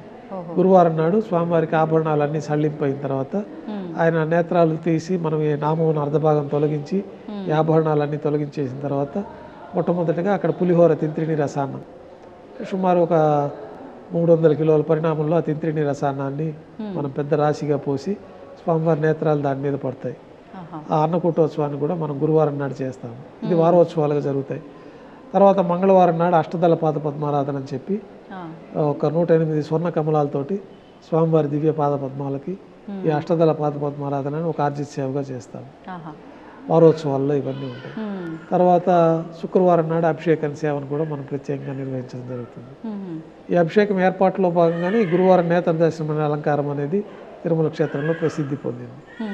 శుక్రవారం అభిషేకం ఆభరణాలన్నీ తీయాలి కాబట్టి శుక్రవారం నాడు తీసే సమయం ఉండదు కాబట్టి గురువారం నాడు ఉదయం ఈ ఆభరణాలన్నీ తీయడము, ఈ నేత్ర దర్శనం అలంకారం చేయడము, ఆ రోజు సాయంత్రం విశేషంగా ఈ ఆభరణాలకు ఒక బరువు వల్ల స్వామివారి శరీరం తాపం లేకుండా ఈ పూలంగి సేవను కూడా ప్రత్యేకంగా మనం పూలతోటే స్వామివారి స్వరూపం అంతా పూలంగి సేవగా నిర్వహించడం, ఆ రోజు రాత్రితోటి ఈ పూలంగి సేవ సల్లింపు చేసేయడం, తెల్లవారి కైంకర్యాలు పూర్తి అయిన తర్వాత స్వామివారికి ఉండే వస్త్రము ఉత్తరీయాన్ని కూడా పూర్తిగా తొలగించడము, స్వామివారి సహజమైన స్వరూపానికి ప్రత్యేకంగా పురుగు తైలంతో దివ్యమంగళ స్వరూపం అంతా మర్దన చేయడము, ఒక తెల్లటి కౌపీనాన్ని స్వామివారికి అలంకరించి మొదట గోక్షీరంతో అభిషేకం ప్రారంభమవుతుంది. ఈ దివ్యమంగళ స్వరూపానికి అంతా కూడా గోక్షీరంతో అభిషేకము. గోక్షీరంతో అభిషేకం పూర్తయిన తర్వాత ఈ గోక్షీరం యొక్క జిడ్డు ఉంటుంది, అదంతా పోగొట్టడానికి ఈ కుంకుమ పువ్వు, చందనము, పచ్చకర్పూరము, జాజికాయ, జాపత్రి మొదలైన పవిత్రమైన ద్రవ్యాలతోటి ఒక లేపనాన్ని తయారు చేస్తారు. ఆ లేపనాన్ని స్వామివారి దివ్యమంగళ స్వరూపం అంతా కూడా మర్దన చేయడం జరుగుతుంది. అదే మనకి అభిషేక తీర్థంగా కూడా దాన్ని పట్టుకొని అభిషేక తీర్థంగా ఎక్కువ కాలం నిల్వ ఉంటుంది. ఆ అభిషేకం పూర్తయిన తర్వాత వక్షస్థలంలో అమ్మవారికి ప్రత్యేకంగా పసుపు నీటితోటి అభిషేకం జరుగుతుంది. తర్వాత ఈ యొక్క పసుపు నీటి ఇదంతా కూడా పోవడానికి శుద్ధ జలంతో అభిషేకం పూర్తవుతుంది. అభిషేకం పూర్తయిన తర్వాత స్వామివారికి నిజపాద దర్శనం అనే ఒక ప్రత్యేకమైన దర్శనం కూడా దర్శించుకోవచ్చు. స్వామివారికి ఒక శిరోవస్త్రం అలంకరించడం జరుగుతుంది. తర్వాత వక్షస్థలంలో వ్యూహలక్ష్మి అమ్మవారికి పచ్చకర్పూరంతో అలంకారం చేయడం జరుగుతుంది. స్వామివారికి ఉత్తరయము ధోతి అలంకరణలోకి ఈ యొక్క నిజపాద దర్శనం అని ఆ రోజే పాదాలు దర్శించుకోవచ్చు.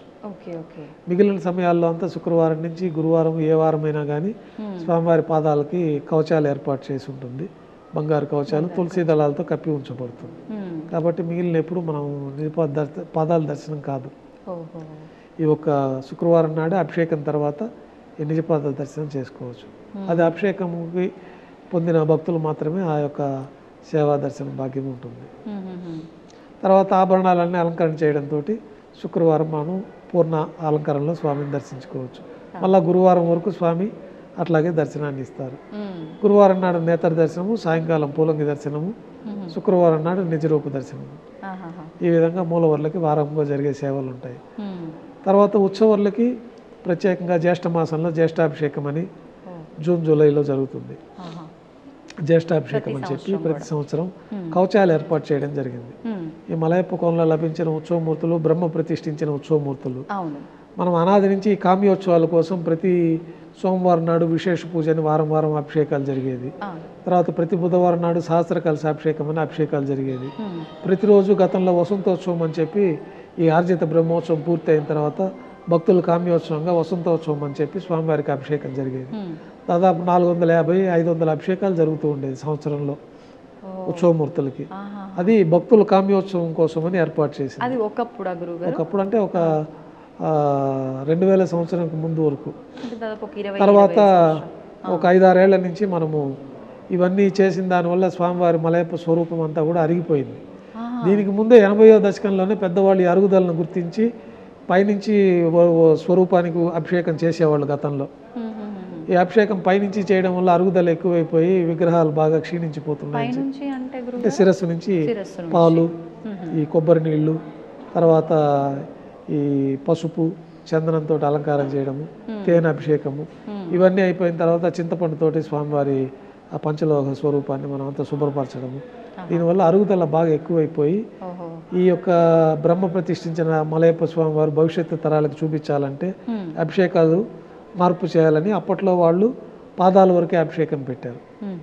ఆ పాదాల వరకే అభిషేకం పెట్టి ఈ స్వామివారి స్వరూపాన్ని ప్రతిరోజు మనం వేంచేపు చేసుకొని ఒక చోట నుంచి ఒక చోటికి ఉత్సవాలకు తీసుకెళ్లడము. దీంట్లో ఏమన్నా ఆ స్వరూపానికి భిన్నమయ్యే అవకాశాలు ఉంటాయి కాబట్టి దానికని ఒక కవచాలు ఏర్పాటు చేశారు. ఉత్సవాలకు పూర్తిగా ఉభయ దేవాలతో అమ్మవార్లకి స్వామివారికి ముందు వెనక ఒక బంగారు కవచాన్ని ఏర్పాటు చేసి ఈ పాదాలకు మట్టుగా అభిషేకం చేసేవాళ్ళు. తర్వాత ఆ పాదాల అభిషేకం చేయడం వల్ల కూడా పద్మపీఠం అంతా కూడా అరిగిపోయి పాదాలంతా కూడా జీర్ణమైపోయి కింద వరకే బాగా అరుగుదల ఎక్కువ కనపడతా ఉంది. దానిపైన ఈ అభిషేకాలు ఆపేస్తే మంచిదని చెప్పి ఈ అభిషేకాలన్నీ తీసి సంవత్సరోత్సవాలుగా ఒకసారి ప్రవేశపెట్టిన ఉత్సవాన్ని ఆపకూడదు కాబట్టి ఈ విశేష పూజ అనేది మాఘమాసంలో మాఘశుద్ధ పంచమికి విశేష పూజ. ఆ విశేష పూజ సంవత్సరానికి జరుగుతుంది. తర్వాత సహస్ర కలశాభిషేకము సంవత్సరంలో ఒకరోజు భోగ శ్రీనివాసమూర్తిని ప్రతిష్ఠించిన పర్వదినం రోజున ఈ భోగమూర్తికి సహస్ర కలశాభిషేకం జరుగుతుంది. అది ప్రతి బుధవారం జరిగేది ఈ యొక్క ఆర్జిత సేవలుగా. అయితే స్వామివారి రక్షణార్థమై దీన్ని తగ్గించి ఈ విధంగా దాన్ని సంవత్సరోత్సవాలుగా మార్పు చేయడం జరిగింది 2000 సంవత్సరం నుంచి. ఆ ప్రకారం ఇప్పుడు జరుగుతూ ఉంటుంది. జూలైలో జ్యేష్ఠాభిషేకం సందర్భంగా ఈ కవచాలన్నీ కూడా రిపేర్ చేసి ఒరిజినల్గా స్వరూపానికి అభిషేకం చేయడం 3 రోజుల పాటు. తర్వాత విశేషంగా ఈ కవచాలకు హోమాలు మంత్రయుక్తంగా శుద్ధి అయిపోయిన తర్వాత ఆ కవచాల సమర్పణ జరుగుతుంది 3వ రోజు. విశేషంగా అంటే సంవత్సరంలో ఆ 3 రోజుల పాటు తిథుల ప్రకారంగా గురుగారు జ్యేష్ఠమాసంలో పౌర్ణమికి పూర్తయ్యే విధంగా జ్యేష్ఠ పౌర్ణమికి పూర్తయ్యే విధంగా 3 రోజుల పాటు ఈ జ్యేష్ఠాభిషేక మహోత్సవం. ఈ కవచాలన్నీ తీసేసి మలయప్ప స్వామి సహజ స్వరూపానికి అభిషేకం చేయడము. మొదటి రోజు రత్నాల కవచాలు పెట్టి ఊరేగింపు ఉత్సవం చేయడం జ్యేష్ఠాభిషేకంలో. 2వ రోజు ముత్యాల కవచాల స్వామివారికి అలంకరించి ఊరేగింపు చేయడము. 3వ రోజున ఈ మంత్రయుక్తంగా ఈ జ్యేష్ఠాభిషేక స్వర్ణ కవచాలన్నీ తిరిగి సమర్పణ జరుగుతుంది. ఆ రోజు నుంచి ఇంకా మళ్ళా మరుసటి సంవత్సరం జ్యేష్ఠమాసం వరకు స్వామివారి స్వర్ణ కవచాలతోటే ఉంటారు. అది జ్యేష్ఠమాసంలో జరుగుతుంది. తర్వాత మే నెలలో పద్మావతి పండినోత్సవాలు అని చెప్పి వైశాఖ మాసంలో స్వామివారికి జరిగింది కళ్యాణం కాబట్టి ఈ గాంధర్వ వివాహం చేసుకున్నట్టుగా ఆ పరిణయ ఘట్టాలన్నీ కూడా స్ఫురించే విధంగా మనం లౌకికంగా ఒక పద్మావతి పరిణయ మహోత్సవం అని చెప్పి నారాయణగిరి ఉద్యానవనంలో 3 రోజుల పాటు విశేషంగా జరుగుతుంది. ఈ పద్మావతి పండినోత్సవాల్లో స్వామివారికి గాంధర్వ వివాహం కింద మాలా పరివర్తన చేయడము, పూబంతులు ఒకరిపైన ఒకరు విసిరేసుకోవడము, తర్వాత ఉభయ దేవేరుల్ని స్వామివారి చెంతకు చేర్చి ఆ ఉద్యానవనంలో స్వామివారికి వైభవంగా చతుర్వేద మంత్రాలు కీర్తనలతోటి స్వామివారిని స్తుతించుకోవడము. గాంధార వివాహం అంటే ఏంటి గురుగారు? అంటే పద్మావతి పండినము స్వామివారు ఈ మొట్టమొదటిగా నారాయణగిరి ఉద్యానవనంలో చూసినట్టు ఆ యొక్క ప్రతీకగా మనం ఆ ఉత్సవాలను 3 రోజుల పాటు వైభవంగా మొదటి రోజు ఏనుగు వాహనం పైన అక్కడికి చేరుకుంటారు, 2వ రోజు గరుడ వాహనం పైన చేరుకుంటారు, 3వ రోజు అందరూ చేరి పల్లకీలో తిరిగి వస్తారు ఆ ఉద్యానవనం నుంచి. ఇట్లా ఆ ఉత్సవాన్ని కూడా ఏర్పాటు చేయడం జరిగింది. ఇదన్నీ సంవత్సరోత్సవాల్లో భాగంగా ఈ ఉత్సవాలు జరుగుతాయి. పద్మావతి పండిన తర్వాత ఈ వేసవి కాలంలో స్వామివారికి తెప్పోత్సవాలు 3 రోజుల పాటు వైభవంగా నిర్వహిస్తారు. ఈ తెప్పోత్సవాల్లో కూడా మనకి గర్భాలయంలో ప్రతిరోజు 3 యుగమూర్తులకి ఆరాధన జరుగుతూ ఉంటుంది. ఈ పంచబేరాలు ధ్రువ కౌతుక ఉత్సవ బలి స్నపన బేరాలు, మూలమూర్తి కౌతుకమూర్తి భోగ శ్రీనివాసమూర్తి మలయప్ప స్వామివారు ఉభయ దేవేలతో ఉగ్ర శ్రీనివాసమూర్తి. సంవత్సరంలో ఒకరోజు కౌశిక ద్వాదశి సూర్యోదయ పూర్వం 4 తిరువీధుల ఉత్సవం జరుగుతుంది. గతంలో వారికి బ్రహ్మోత్సవాలు చేస్తే కొన్ని ఉపద్రవాలు ఏర్పడినాయని చెప్పి స్వామివారిని వేడుకుంటే ఈ మలయప్ప కోణంలో నా ఉత్సవమూర్తులు ఉన్నారు, వారికి ఉత్సవాలు నిర్వహణ చేయండి, ఈ సమస్యలన్నీ పోతాయని చెప్పినట్లు ఆ మలయప్ప కోణంలో దొరికిన ఉత్సవమూర్తులకి ఇప్పుడు ఉత్సవాలు జరుగుతూ ఉంటాయి. అయితే సంవత్సరంలో ఒక రోజున ఈ కౌశిక ద్వాదశి సూర్యోదయ పూర్వం మన ఉగ్ర శ్రీనివాసమూర్తికి ఉత్సవం జరుగుతుంది. అట్లాగే రాముల వారు కృష్ణస్వామి వారు కూడా మన గర్భాలయంలో దర్శించుకోవచ్చు. ప్రతి రోహిణి నక్షత్రం రోజున కృష్ణస్వామికి ఉత్సవం జరుగుతుంది. రాముల వారికి త్రేతాయుగమూర్తి రాముల వారు కాబట్టి రాముల వారు కూడా పునర్వసు నక్షత్రం రోజున ఉత్సవము. ప్రత్యేకంగా ఈ హనుమ జయంతి శ్రీరామనవమి పర్వదినాలలో రాముల వారికి విశేషంగా తిరువీధి ఉత్సవము, ఈ ఉత్సవాలన్నీ కూడా జరుగుతూ ఉంటాయి. కృష్ణస్వామి వారికి రోహిణి నక్షత్రం రోజు, తర్వాత గోకులాష్టమికి ఈ ప్రత్యేకమైన పర్వదినాలు అట్లాంటప్పుడు స్వామివారికి కృష్ణస్వామికి విశేషంగా ఉత్సవాలు అభిషేకాలు కూడా నిర్వహిస్తూ ఉంటారు. శ్రావణాల పౌర్ణమి ఆ రోజున కృష్ణస్వామి వారు ఊరేగింపుగా వరాజస్వామి పుష్కరానికి వస్తారు. అక్కడ యజ్ఞోపవితం జంధ్యాల పండుగలో యజ్ఞోపవితం కృష్ణస్వామి వారికి సమర్పించడం, ఇట్లాంటి ఉత్సవాలన్నీ కూడా కృష్ణస్వామి వారికి ద్వాపరయుగమూర్తి త్రేతాయుగమూర్తి రాముల వారికి కూడా ఉత్సవాలు జరుగుతాయి. ఈ తెప్పోత్సవాల్లో కూడా మొదటి రోజున రాముల వారికి ఉత్సవం జరుగుతుంది తెప్పలు, రెండో రోజున తెప్పల్లో కృష్ణస్వామి వారు వేంచేస్తారు, మూడో రోజు, నాలుగో రోజు, ఐదో రోజు మలయప్ప స్వామి వారికి తెప్పోత్సవాలు జరుగుతాయి. అనంతరం ప్రతి ఏటా పవిత్రోత్సవాలని ఆగమోక్తంగా ఈ ఉత్సవాలు జరుగుతాయి. మనకు తెలిసి తెలియక జరిగే దోషాలన్నీ భక్తుల వల్ల కానీ అర్చకుల వల్ల కానీ రోజు జరిగే ద్రవ్యాలలో లోపాలు ఉన్నా కానీ ద్రవ్యాలలో తెలిసి తెలియక జరిగే లోపాలన్నీ పోవడానికి, సమస్తమైన దోషాలు జరిగే దోషాలన్నీ భక్తుల వల్ల కానీ మన వల్ల కానీ ద్రవ్య రూపంలో కానీ వస్తువు రూపంలో కానీ ఎక్కువైనా తక్కువైనా ఈ యొక్క ఎక్కువ తక్కువ ఆ కాలంలో జరిగిన వాటికి కూడా పర్యవసానంగా ఈ పవిత్రోత్సవాలు అనేది సంవత్సరానికి ఒకసారి చేస్తే ఈ దోషాలన్నీ పోతాయని చెప్పి ఆగమ శాస్త్రాల్లో చెప్పబడింది. ఆ ప్రకారంగా 3 రోజుల పాటు శ్రావణ మాసంలో ఈ పవిత్రోత్సవాలు అత్యంత వైభవంగా నిర్వహిస్తారు. ఈ పవిత్రోత్సవాల సందర్భంగా సంవత్సరంలో జరిగిన సమస్త దోషాలు తొలగిపోతాయి. పవిత్రోత్సవాల అనంతరం బ్రహ్మోత్సవాలు నిర్వహిస్తారు. ఈ బ్రహ్మోత్సవాలు స్వామివారి తిరుమల క్షేత్రంలో ఆవిర్భవించింది కన్యామాసం శ్రవణ నక్షత్రం. దానికోసమని అది అవబృతోత్సవంగా నిర్ణయించి ఆ రోజు మంగళ స్నానాలు అవబృతోత్సవం అంటారు. అంటే ఆ రోజు స్వామివారికి చక్రస్నాన మహోత్సవం ఇక్కడ జరుగుతుంది. దానికి ముందు 8 రోజుల నుంచి కూడా స్వామివారికి వైభవంగా ధ్వజ ఆరోహణ కార్యక్రమంతో ప్రారంభమవుతుంది. 9 రోజుల పాటు ఉత్సవాల్లో అత్యంత వైభవంగా జరిగే బ్రహ్మోత్సవాలు ప్రారంభించబడతాయి. ఈ 9 రోజుల పాటు జరిగే ఉత్సవాల్లో మొట్టమొదటి రోజున అంకురార్పణ అని చెప్పి బ్రహ్మోత్సవాలు 9వ రోజుకు ముందు ఈ అంకురార్పణాన్ని సేనాధిపతి వారి ఉత్సవము, ఈ లోకమంతా సుభిక్షంగా ఉండాలని చెప్పి బాగా పాడి పంటలు సమృద్ధిగా ఉండాలని చెప్పి ఈ నవధాన్యాలకు విశేషంగా ఆరాధన చేసి అంకురార్పణ కార్యక్రమం. తర్వాత ధ్వజ ఆరోహణం, ఆ రోజు అనంత గరుడ విశ్వక్సేనులకు అందరికీ కూడా ప్రత్యేకమైన ఆరాధన చేయడము, స్వామివారికి బ్రహ్మోత్సవాల్లో భాగంగా విశేషంగా ఆభరణాలు అలంకరణ చేయడము, తర్వాత గరుడు పటానికి ప్రతిష్ఠ చేయడము, ఆ గరుపంతుడిని 4 తిరువీధుల్లో ఉత్సవం చేసుకొని ఈ సుముహూర్తంలో ధ్వజ ఆరోహణ కార్యక్రమంలో ఈ గరుడు పటాన్ని మనం ధ్వజస్తంభం పైకి పంపిస్తాం. ఈ 9 రోజుల పాటు దేవతలందరినీ రిసీవ్ చేసుకోవడం, వారికి అందరికీ తగిన ఉచితమైన స్థానాలు కల్పించడము, గరుపమంతుల వారి ధ్వజస్తంభంపై నుంచి దేవతలందరికీ కూడా ఆహ్వానించడం జరుగుతుంది. ఈ ప్రత్యేకమైన మంత్రాలతోటి ఈ కార్యక్రమం అంతా ధ్వజారోహణంగా జరుగుతుంది. తర్వాత ఆ రోజే మనకి విశేషంగా జరిగే ఉత్సవాలు కాబట్టి ప్రభుత్వం తరఫున కూడా పట్టు వస్త్రాలను స్వామివారికి సమర్పించడం, ఆ రోజు నుంచి వాహన సేవలు ప్రారంభమవుతాయి. పెద్ద శేష వాహన సేవ, రెండో రోజు చిన్న శేష వాహన సేవ, ఇట్లా 9 రోజుల పాటు 9 వాహనాలు ఆగమ శాస్త్రాల్లో నిర్దేశించిన విధంగా 9 వాహనాలపైన స్వామివారికి వైభవంగా ఉత్సవాలు జరుగుతాయి. చివరి రోజున అవబృతోత్సవం చక్రస్నాన మహోత్సవంతో ఈ బ్రహ్మోత్సవాలు పరిసమాప్తమవుతాయి. ఈ వాహన సేవల్లో కూడా విశేషమైన వాహన సేవ అన్నీ కూడా మనకు ఆగమ శాస్త్రంలో చెప్పబడింది. దాంట్లో స్వామివారికి అత్యంత ప్రాముఖ్యమైనది పెద్ద శేష వాహనము, తర్వాత గరుడ వాహనము, తర్వాత రథోత్సవము. ఈ 3 కూడా అత్యంత ప్రాశస్త్యమైంది. ఈ గరుడ వాహనం పైన స్వామివారికి మూలవర్లకి సదా సమర్పణలో ఉంటాయి. చతుర్భుజ లక్ష్మీహారము, తర్వాత శాలిగ్రామ హారము, తులసి పత్రమాల, సహస్రనామమాల, ఈ విశేషమైన ఆభరణాలన్నీ మూలవర్లకు సదా సమర్పణలో ఉంటాయి. అయితే గరుడు వాహనం రోజు మాత్రం మూలవర్లకు సమర్పించిన ఒక 3 ప్రత్యేకమైన ఆభరణాలు, తులసి పత్రమాల, చతుర్భుజ లక్ష్మీహారము, సహస్రనామమాల 5 పేటలుగా ఉంటుంది. ఒక్కొక్క బిళ్ళ పైన ఒక్కొక్క స్వామివారి నామావళి రాసి ఉంటుంది. అట్లా 1000 నామాలతోటి 5 వరుసలతోటి ఆ సహస్రనామాల ఉంటుంది. ఆ మూలవర్ల ఆభరణాలన్నీ కూడా గరుడు వాహనం రోజున స్వామివారికి తీసుకొచ్చి సమర్పించడం జరుగుతుంది. అందుకే లక్షలాది మంది గరుడు వాహనం రోజున భక్తులు తిరుమలకు చేరుకుంటారు.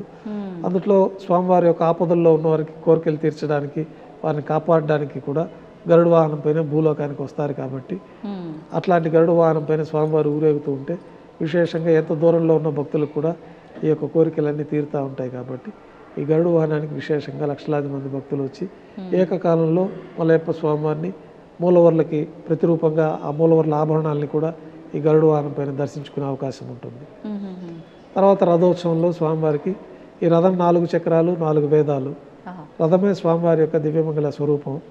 ఈ స్వరూపంలో రథోత్సవంలో స్వామివారి దర్శించుకున్న వారికి పునర్జన్మ ఉండదని చెప్పి ఆగమ శాస్త్రాలు చెప్తుంది. అందువల్ల విశేషంగా రథోత్సవంలో కూడా మోక్షము, పునర్జన్మ ఉండదు. స్వామివారికి కూడా మనకి ఈ వరదహస్తము, కటిహస్తం అంటారు. వైకుంఠ అభయహస్తం అంటే ఇట్లా ఉంటుంది, వరదహస్తం అంటే ఇట్లా పాదాలు శరణ కోరిన వాడికి మోక్షాన్ని ప్రసాదిస్తానని చెప్పి భగవద్గీతలో కూడా స్వామివారు చెప్తారు.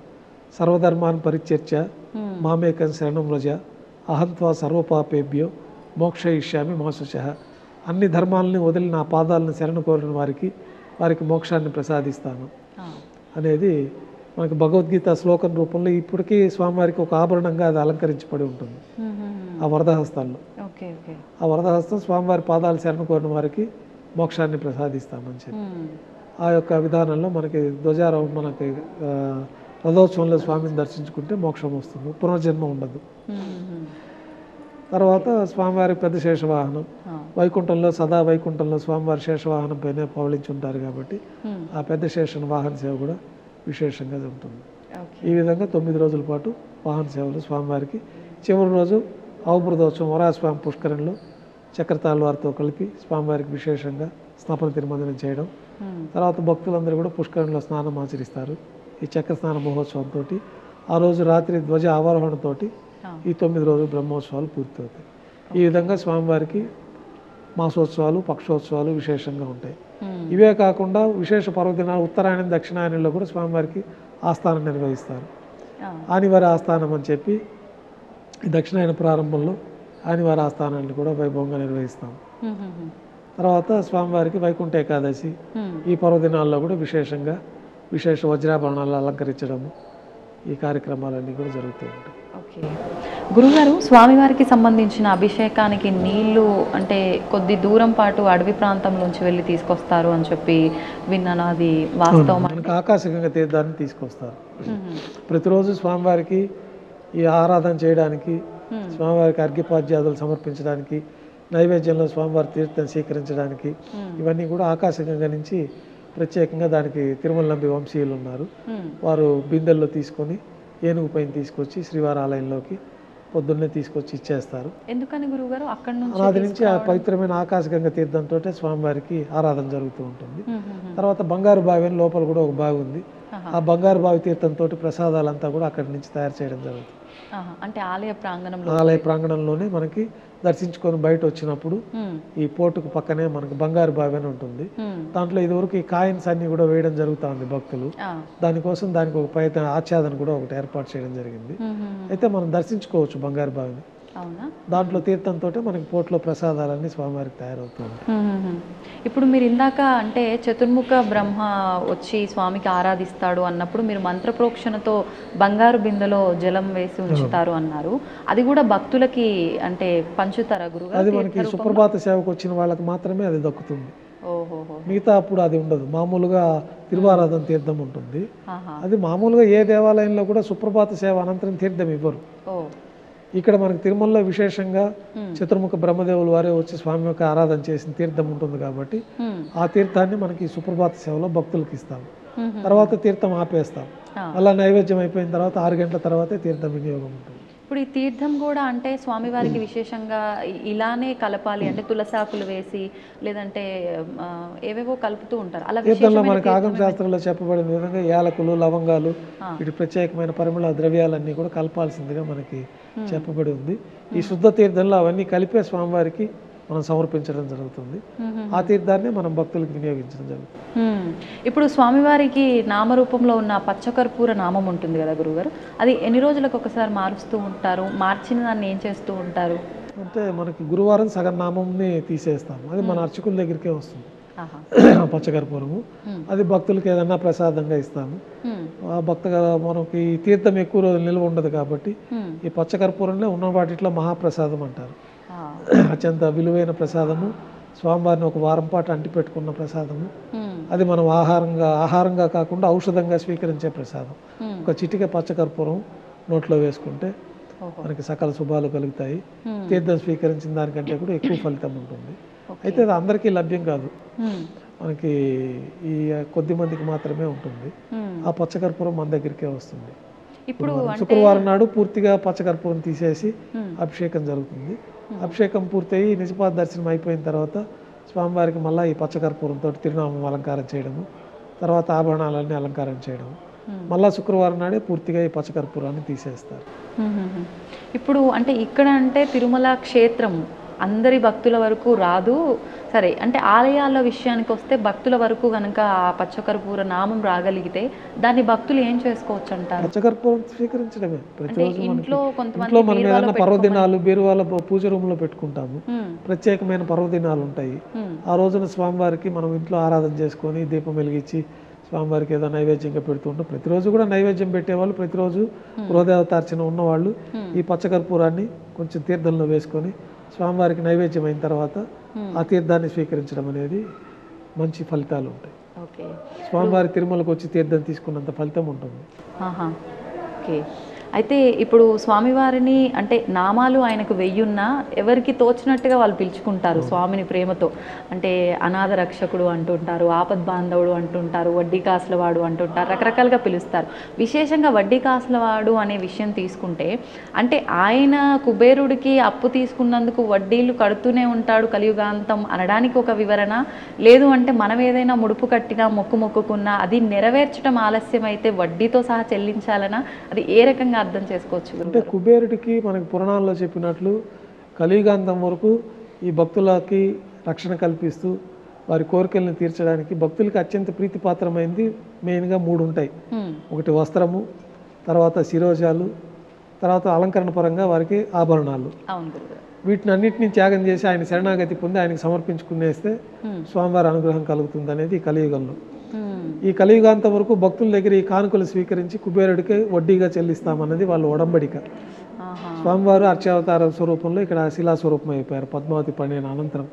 స్వామివారు వైకుంఠం నుంచి భూలోకానికి వచ్చిన తర్వాత మానవుడిలాగా అయిపోయి శ్రీనివాసుడిగా మారిపోతారు. శ్రీ మహావిష్ణువు అనే పేరు ఉండదు, శ్రీనివాసుడిగా నామకరణం చేస్తారు. కులమాత పేరే ఉండదు స్వామికి, మానవ రూపంలో భూలోకానికి వచ్చేసారు కాబట్టి. ఆ శ్రీనివాసుడు అంటే లక్ష్మీ నివాసుడు, లక్ష్మి ఆయన దగ్గరే ఉంటుంది.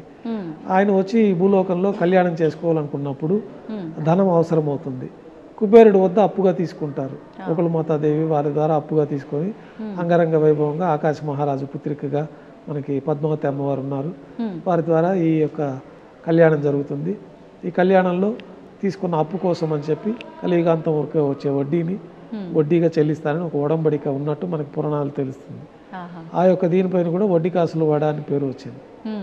అట్లాగే భక్తులు కూడా వాళ్ళు స్వామివారికి ఇప్పుడు మీరు ఒక 100 రూపాయలు మీకు సమర్పించుకుంటానంటారు, ఆ టైంకి సమర్పించుకోలేకపోతే దానికి అదనంగా మరికొంత నగదును చేర్చి అపరాధ రుసుం కింద వడ్డీ కాసుల కింద దాన్ని చేర్చుకొని సమర్పించడం అనేది జరుగుతూ ఉంటుంది. అంటే చేర్చడం మనకు తోచినంత చేర్చొచ్చు అంటారు, తోచినంత దాన్ని. అట్లాగే ముడుపులు కట్టుకోవడం అనేది కూడా ఉంటుంది. వాళ్ళ ఒక కామ్యం కోసం, ఒక కోరిక కోసం స్వామివారికి ఒక పవిత్రమైన రోజున, ఒక శుభదినం రోజు వాళ్ళు ఏదో స్వామివారి ఇంట్లో ప్రార్థన చేసుకొని వాళ్ళ కుటుంబం అంతా ఒక కోరిక కోరుకోవడం, దాన్ని ఒక పసుపు బట్టలో పవిత్రంగా ఒక నగదు రూపంలో బిళ్ళలుగా రూపాయలు 5 రూపాయలు కాయిన్స్ దాంట్లో ముడుపు కట్టి ఆ ముడుపును అట్లాగే పూజ రూమ్లో ఉంటుంది. పవిత్రంగా వాళ్ళకి కోరిక అంతా తీరిపి స్వామివారి అనుగ్రహం తేట పిలుపు వచ్చినప్పుడు ఆ ముడుపు తీసుకొని ఇంకా కొంతమంది గ్రామంలో మిగతా భక్తులు కూడా రాలేని వాళ్ళ దగ్గర కూడా ఈ గ్రామంలో తిరుగుతారు. తిరుమల వెళ్తున్నాము అని ఒక పసుపు పెట్టుకొని ఆ హుండీలో ముడుపులు సమర్పించుకున్న వాళ్ళు రాలేకపోయి వాళ్ళకున్న వాళ్ళు కూడా వాళ్ళ దగ్గర నుంచి తీసుకొని వాళ్ళందరి తరఫున తిరుమలకు వచ్చి స్వామివారికి సమర్పించే విధానం కూడా ఉంది. ఇదంతా ప్రాచీన సాంప్రదాయాలు. ఇప్పుడు కూడా కొన్ని గ్రామాల్లో ఆ సాంప్రదాయాన్ని పాటిస్తూ ఉంటారు. గతంలో తిరుమల క్షేత్రం అంతా కూడా అడవిలో ఉండేది. క్రూరమైన మృగాలు, మంచి దట్టమైన అడవి ప్రాంతంలో ఈ దేవాలయం ఉండేది. మొట్టమొదట మనకి ఆది కలియుగంలో అక్కడ ఆవిర్భవించినప్పుడు స్వామివారికి విశ్వకర్మే వచ్చి ఈ దేవాలయాన్ని మణులు, మాణిక్యాలు, బంగారంతో నిర్మాణం చేసినట్టు మనకి పురాణాలు. తర్వాత యుగాలు అంతమైనప్పుడు ఇవంతా భూముల్లో కలిసిపోవడం, తర్వాత స్వామివారి శిలాస్వరూపం మాత్రం అట్లాగే ఉండడం, ఆ శిలాస్వరూపాన్ని మనకి స్వప్నంలో కనిపించే స్వామివారి ఆవిర్భవింపు చేసుకోవడం, తిరిగి మనం ఆలయ నిర్మాణం చేసుకోవడం. ఈ కలియుగం ప్రారంభంలో కూడా 3-4 శతాబ్దాల తర్వాత, అంతకుముందు ఆది మానవులుగా మనకి జ్ఞానం ఏమి ఉండదు. తర్వాత కొంతకాలం జరిగినాక మనం మానవ స్వరూపం పూర్తిగా రావడము, తర్వాత యోగ దృష్టితోటి పెద్దల ద్వారా, ఋషుల ద్వారా, గురువుల ద్వారా మనకి కొన్ని విషయాలు, ఈ పంచాంగ విషయాలు వారికి యోగ దృష్టితో ఇవన్నీ గతంలో జరిగినవన్నీ వాళ్ళు తెలుసుకోవడము, వాళ్ళందరూ గ్రంథాల రూపంలో మనకు అందించడము, మనం దాన్ని పరిశీలించి ఇవి పాత జరిగిన విషయాలని మనం తెలుసుకోవడం జరుగుతుంది. ఆ విధంగా కలియుగంలో స్వామివారికి 3-4 శతాబ్దాల నుంచి ఆలయ నిర్మాణం జరిగింది. గోపీనాథ్ దీక్షితుల వారు కనుగొన్నప్పుడు చిన్న పందిరి ఆచ్ఛాదనగా ఏర్పాటు చేసి స్వామివారిని ప్రతిష్ఠించడం, తర్వాత రాజులకంతా స్వప్నంలో కనపడడం, వారికి కోరికలు తీరిన తర్వాత ఇక్కడ వచ్చి దర్శించుకోవడం, దేవాలయం నిర్మాణం చేయించడం, తర్వాత భక్తులందరూ కూడా ఆభరణాలు చేయించడం, ఇవన్నీ దశల వారీగా వచ్చి ఇప్పుడు మనం 14వ శతాబ్దం వరకు జరిగిన నిర్మాణాన్ని మనం దర్శించుకుంటూ ఉన్నాం. 14వ శతాబ్దం తర్వాత ఈ 4 మాడ వీధులంతా కూడా విస్తరణ అయింది లేటెస్ట్గా. దానికి ముందు ఈ చుట్టుపక్కలంతా కూడా నివాస గృహాలు ఉండేవి. ఆ నివాస గృహాలన్నీ కూడా భక్తుల కోసం అని చెప్పి వారందరికీ దూరంగా బాలాజీ నగర్లో ఇవ్వడము, ఇక్కడంతా కూడా విశాలంగా ఏర్పాటు చేసి బ్రహ్మోత్సవాల్లో మిగతా సమయాల్లో భక్తులందరూ కూడా 4 వీధుల్లో ఉత్సవం తిలకించే విధంగా ఏర్పాట్లన్నీ అవన్నీ కూడా మనకి రూపాంతరం చెంది ఇప్పుడు ఇట్లా మనం దర్శించుకుంటూ ఉన్నాం తిరుమల ఆలయంలో. ఇప్పుడు ముడుపు విశేషం గురించి చెప్పారు గురుగారు. కొంతమంది భక్తులు వాళ్ళ కామ్యం ప్రకారం ముడుపు కట్టి కోరిక నెరవేరినప్పటికీ ముడుపుని ఆలస్యం గనక చేస్తే స్వామి శిక్షిస్తాడా? మాకే అంటే ఏదైనా ఇబ్బంది వచ్చిందంటే ముడుపు చెల్లించడం మేము ఆలస్యం చేశాము, స్వామి మాకు ఈ రకంగా ఇబ్బంది కలిగించాడు అని చెప్పి భావిస్తూ ఉంటారు. నిజంగా స్వామి అలా ఇబ్బంది పెడుతుంటాడా? ఇబ్బంది పెట్టరు, వారికే అనిపిస్తుంది. మనకి ముడుపు చెల్లించడం అనుకున్నాము మనము, ఇది లేట్ అయింది కాబట్టి స్వామివారి మీద విశ్వాసం సన్నగిలినట్టే కదా. స్వామివారిని సదా శరణు కోరి నువ్వే దిక్కని మనము ముడుపు కట్టిన తర్వాత అది నెరవేర్చుకోవాలి. నెరవేర్చుకునే అవకాశం వాళ్ళకి కలగనప్పుడు దానికి మళ్ళీ కొంత అదనంగా వేసుకొని వాళ్ళు తిరుమలకు వచ్చి స్వామివారికి ముడుపులు నెరవేర్చుకొని వారికి పరిపూర్ణమైన శుభాలు పొందుతూ ఉంటారు.